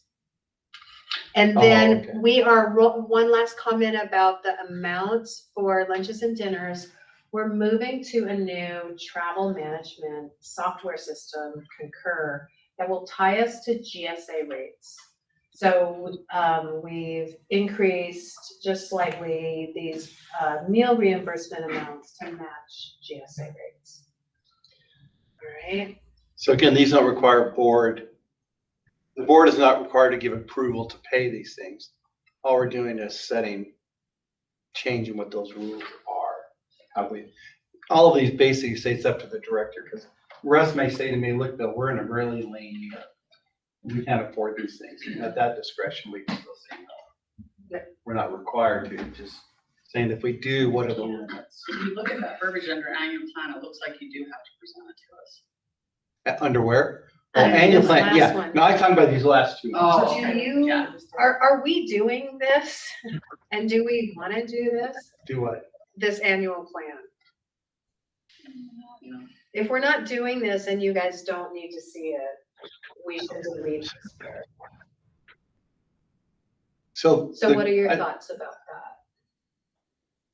It's never been done since I've been here. I've never seen it. Never seen it. It would be my recommendation. Does the board want to see it? That we rescind it. So so I think what we need to do here, can I make a suggestion here? Mhm. Do we want to kind of take these and knock them off one by one with approval, or do we want to kind of put together a Let's whole go at list the of end. changes? This is the list of changes, and I think we should vote on it at the end. So I would delete that. And I'll So make a can note I, on how do that. I just do a strike through? Thank you. How do I delete? How do I? Um, Hey, I'll make it review. red. Sure, that's good. How's that? Thank you. Okay. Okay. So we would take out everything that's in red there. Okay. Foreign travel, I just deleted. I moved a paragraph up and then deleted this statement about discouraging foreign countries. I don't really know where that came from or how old it is. So I just kind of cleaned this up a little bit. You can scroll down. Has that I've never seen that at a board meeting ever. And we have people, you know, We that, haven't done it. International is really rare. Right. Really rare. but again, is this something that you want to have review authority over? Or do you want to leave that to the discretion of, you know, your executive director? Yes. Yes. And I Okay, think so it's that actually would be. passed on to the governor's office too. They have to look at international travel. So do you want to it's take not this just out UGS completely? that approves it, or do you not? So we'd be rescinding that policy? Yeah, and yeah, it does go to the governor's office. Okay, all right. So we're just gonna So the delete whole this thing one? would be deleted. Yeah. Yes. All right. Thank you. Who knew you had all these? Proposal board policies? feasibility, you guys are really diligent about this, so I didn't make any changes here. Well, but there is a Oh, The comment. amount you wanted to change. So this has been changed. I know this was changed to 5,000 prior to my time here, but shortly before my time as a director. I know during Rick's tenure, it moved from 20,000 to 5,000. So every one of those emails that you get, contact proposal, is for anything over 5,000. We still send you something, even if it's less. Just for information. Why did it get lowered? Yeah, why do you? I know why it was lowered. You wanted that explanation? There was a perception by the board at one point that UGS leadership may be skirting that 20,000 limit by breaking proposals into smaller chunks to roll them through. I don't think this board. It wasn't you guys. No one on the board today was involved at that time. But Mark told me, I asked him about that rule, and that was, he told me, I don't know if he was part of that or if it was just, that was the reasoning behind it. My question is, the way the budgets are going and the way the inflation has gone, how much do you want to be bothered by proposals? What limit should the board want to see the notices on? I mean, even if you took it up to 50,000, you still capture all the material projects. Yeah, so this is one of my items on my previous slide. What should that number be? What do you think it should be? 20, 30? I mean, yeah, 20, 30 is reasonable for me. Well, the reality is a lot of them are, the proposals are in pretty high numbers. We're now at 150 to 100,000. Yeah, 50 so, to 300,000. you know, the board's action on them is really kind of mute, in my opinion, at $5,000, so. But there were some projects where there were some big dollars being spent. Yeah. Apparently they were breaking them up, or there was a perception. Again, there was a perception. My point is if the number was 50,000, you would be reviewing, you're still reviewing them, but you're approving anything over 50,000. Letting the rest of life become my decision. So Okay. you want to set that at 50 or 40? What do you I would propose 50. Yeah. I second that. I'd agree with 50. Yeah. What do you think, Ken? I'm sorry. Or Rick, sorry. Yeah, I would agree with 50. I think like was said there, most of them come through and they're 100,000 plus usually. So that makes sense to me. Okay. Okay. And then again, we'll vote on all of these changes at the end just for expediency. Is that all right? Yeah. Okay, and then I don't think that I had any additional changes. You can continue to scroll down through Yep, their I will. policies. That was one I wanted to address. Oh, we had a Hey. suggestion from somebody at the board that establishing new positions is really the discretion of the director. And so, do we want to keep this policy or rescind it? Do you want to approve new positions? I was the one that wanted to rescind it. I didn't want to call you. It's okay. I wanted to rescind it. It shouldn't be up to us. Okay. You should be interviewing and choosing staff. Yeah. Yeah. You know, This this is is about the creation of the position. Yeah, you know the needs. Yeah. We My don't- point, we've never done this. I know. Right. And nobody's challenged us on this. And this is the kind of housekeeping that I think is important for boards. So this is one you want to not have a delete. policy that you're not interested in, and this is of course at your discretion. Okay, Want to thank delete you. the title too. Okay. All right. So you're gonna have lots in your notes there, Cheryl. And I'll clean all this up We'll clean and it send here a too. final document out. No changes to licensure. And that's it. That's it. Okay. So do we need a So- motion to approve those? I'll make a motion that we approve the changes we just discussed to the board policy. And I'll second it. Okay, all those in favor of accepting the changes in the board policies, say aye. I Any opposed, say no. The motion to approve the changes on the board policies that we've outlined have been approved. Okay. Thank you, and I will clean up your policy document and send it out to you guys so that you have a copy. All right? Okay, I think we've dealt with all those items. Let me just double check our agenda, make sure I don't leave anything off. Just the field trip is the last thing Yeah. we need to talk about. Yep. And when's your next board meeting? January. It's January. Okay, just a couple of heads up. In the meantime, we are talking about having a retreat for our program managers, just to get everybody out of the office talk a little bit amongst themselves about how things are working, especially after the big STATEMAP push. There seems to be a lot of coordination between, mapping, digital mapping, and editorial that hopefully we can streamline a little bit and take some stress off of people. So I think getting everybody out of the office for a little retreat might be a great way to decompress and do that. And then I'm sort of hatching a plan to take a look at our strategic plan and maybe look at updating it or retooling it. Would love to work with you on that. So we'll talk about that at our PM meeting. This may or may not be the time. Yeah. So I don't want to add a lot of workload to people who are already busy. And if needed during our field trip, you're supposed to. Yeah. Oh. We'll have a Yeah.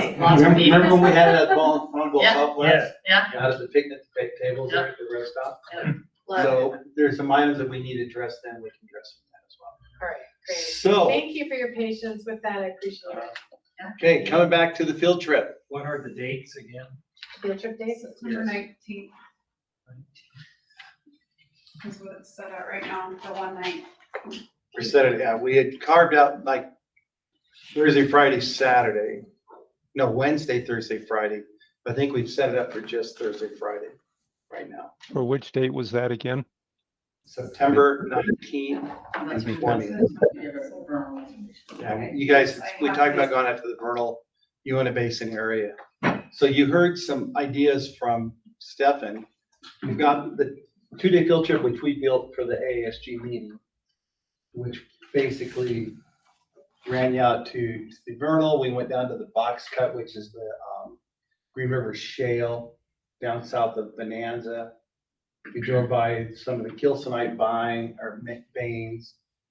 Then we went over, had a couple of other stops along the way looking at stratigraphy. We ended up at Dinosaur National Monument. We went to the Green River Overlook and Split Mountain Overlook, which is a great stuff. And then we had dinner at the National Monument. And the next day, which I didn't join them for, they looked at phosphates, the phosphate mining. We're part of a big phosphoria project with Idaho, I think Wyoming, can't remember. And then we took them over through Red Canyon and Sheep Creek. We came out on the north end, passed through Echo Canyon. The other thing that Stefan proposes that we could take one of those 2 days and rather than doing all that stuff, he would drag you out to the field and bang us wrong word. He would enlist your help to do a couple of field checks on geology in the Dutch John. So I just throw it out to you. Do you have any perfect? And then Riley brought up the idea to go and see some oil gas operations. Yeah, well, I think that would be fantastic. Yeah, I can help set that up if there's interest. So, I'm like, okay, so we want to see an oil and gas operation. Yes. okay. Is there preference for what you want to prioritize to see? What do you think we should say? I mean, big changes are the big frac, and actually probably we could do the one that's right there by Steinecker. It's huge. Yeah. What I'd like to see, Riley, is the water resource, Recycling? Recycling. Water management. That to me is incredible, and I would like to see your fracking processes and Wastewater and frac. So as far as when a frac spread's going, we probably won't be able to get in and around the pump trucks. You know, Oh, I that's just understand. but we can probably get somewhere where we're relatively close. You'll feel the energy. Yeah. It's a big operation, a lot of horsepower. Wow. We can probably get that. And if we do, That would be one day. So that'd be the better part of the day. Okay. I mean, honestly, We can sprinkle things in along the way. Does it go pretty fast. fast? Okay. Yes, I mean, if you wanted to see the pit, the pit would actually be north of Vernal, so we could do that if you're going to be driving north and across the mountains. Okay. That would be probably an hour stop, 10 minutes north of Vernal. There is a couple of pits in the center of the basin if you'd rather see those, but the one in by Vernal. You're talking about for the frac sand? Yeah, like just seeing where the fracs and what's going on. I think that's worth the discussion because it's big and growing and going to continue to be. And we went to one of them where that road is basically almost falling in. So that's where the one I was talking about.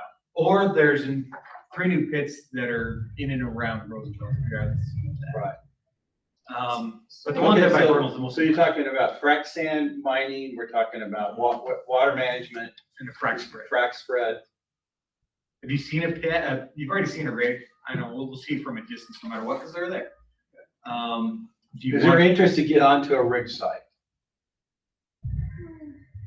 do you want to see the actual stratigraphy? I mean, we could always come in from the south and see it in 9 Mile Canyon. That's involved.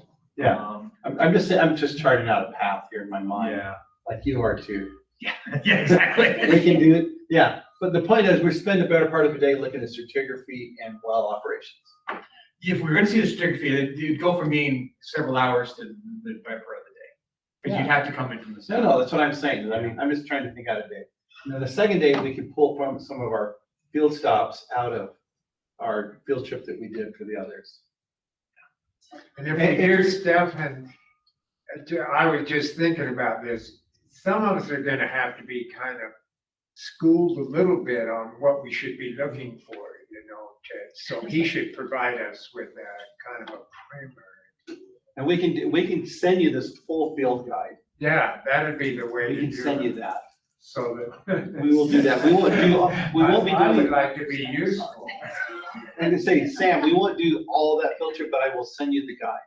So wait, are we I'd love to talking see about you guys. the field trip guide, or are we talking about doing Stefan's Dutch John mapping? No, I'm field talking about trip? The field trip Field trip guide. That's what they want to see, a copy of the field Okay. trip guide. Yeah, we'll get that to you. Right, but I will make that happen. what are we doing on day 2? So on day 2, do we want to hit some of the stops?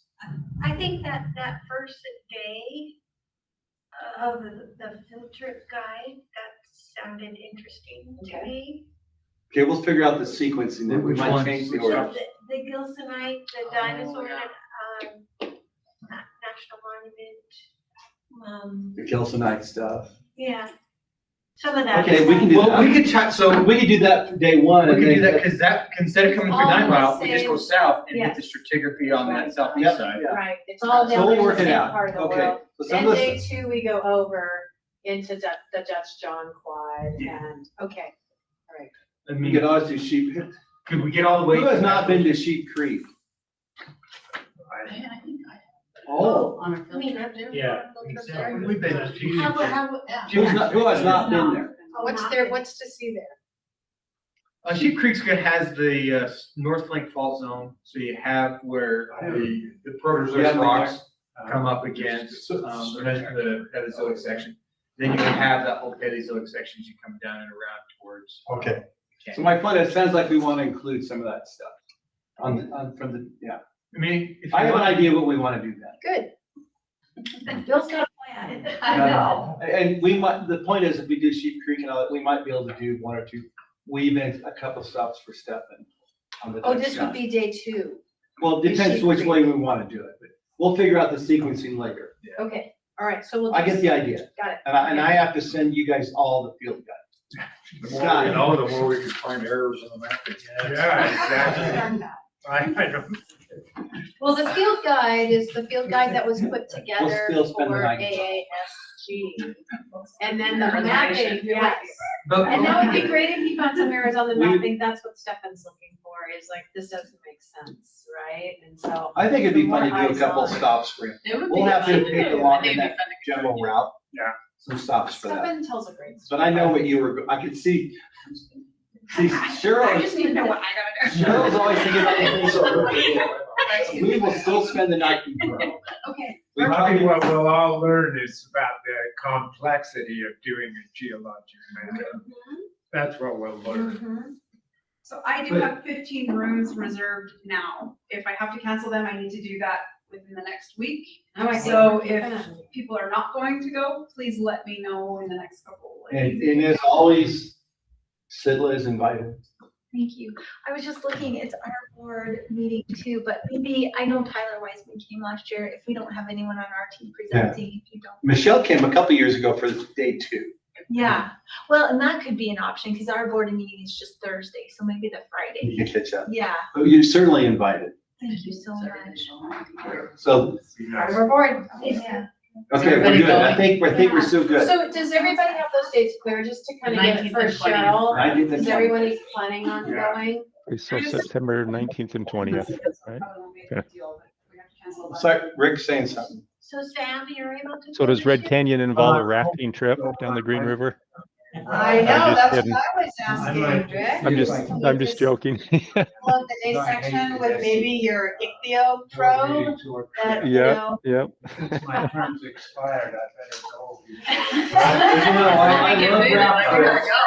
I love a great raft trip. Get more Okay, so pictures. maybe we can do that as an optional the day. Well, no, it'd be the day after. Okay, so again, Cheryl, do you need a head count or does people are? I think if we know that pretty much everyone's going, worst case, if you can't, I'll keep the room, and then one or two cancellations, I don't think they'll care about, like, we had to cancel a bunch, they were charged. And they give away If there's 3 any little dinosaurs at the front desk.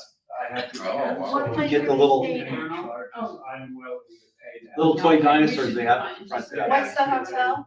It's the dinosaur, Dinosaur Inn? Yes, Dinosaur and. which is right next door to the Antica Forma pizza place. Is that where we're doing dinner? I'm hoping so. Probably. I think it's good. I like it. We're staying at the Dinosaur? Dinosaur Inn? Oh, that's fantastic. I used to stay there in the 60s when I was doing geologic mapping for the state. You are a hero. Yeah. Were you real? Did you- My last picture from the Grand Canyon. I don't think the place. We were mapping tar sand. Hasn't changed. It hasn't, no, I don't think it's changed a But bit. the rooms were clean. We stayed there with our board, with our field trip for AASG. That's a. Yeah. You know, what's funny is for the AASG field trips, every year that I've gone, since I've been on the last 6 years, that's always been, the pre-meeting trips always been just 1 day. And my guys wanted to do like a 3-day trip. I stayed in that hotel, or motel with Howard Ritzma and that group. Really? Yeah, for, many times. We ran a 2-day contract and it filled up within a week. That's awesome. Anyway, any other questions for us? Any information we should have covered that we didn't? No, we do need to conclude the meeting. Are there It's any other- 11:57. I know. Go for it, go conclude the meeting. Okay. It is now 11:57 and this meeting is now adjourned.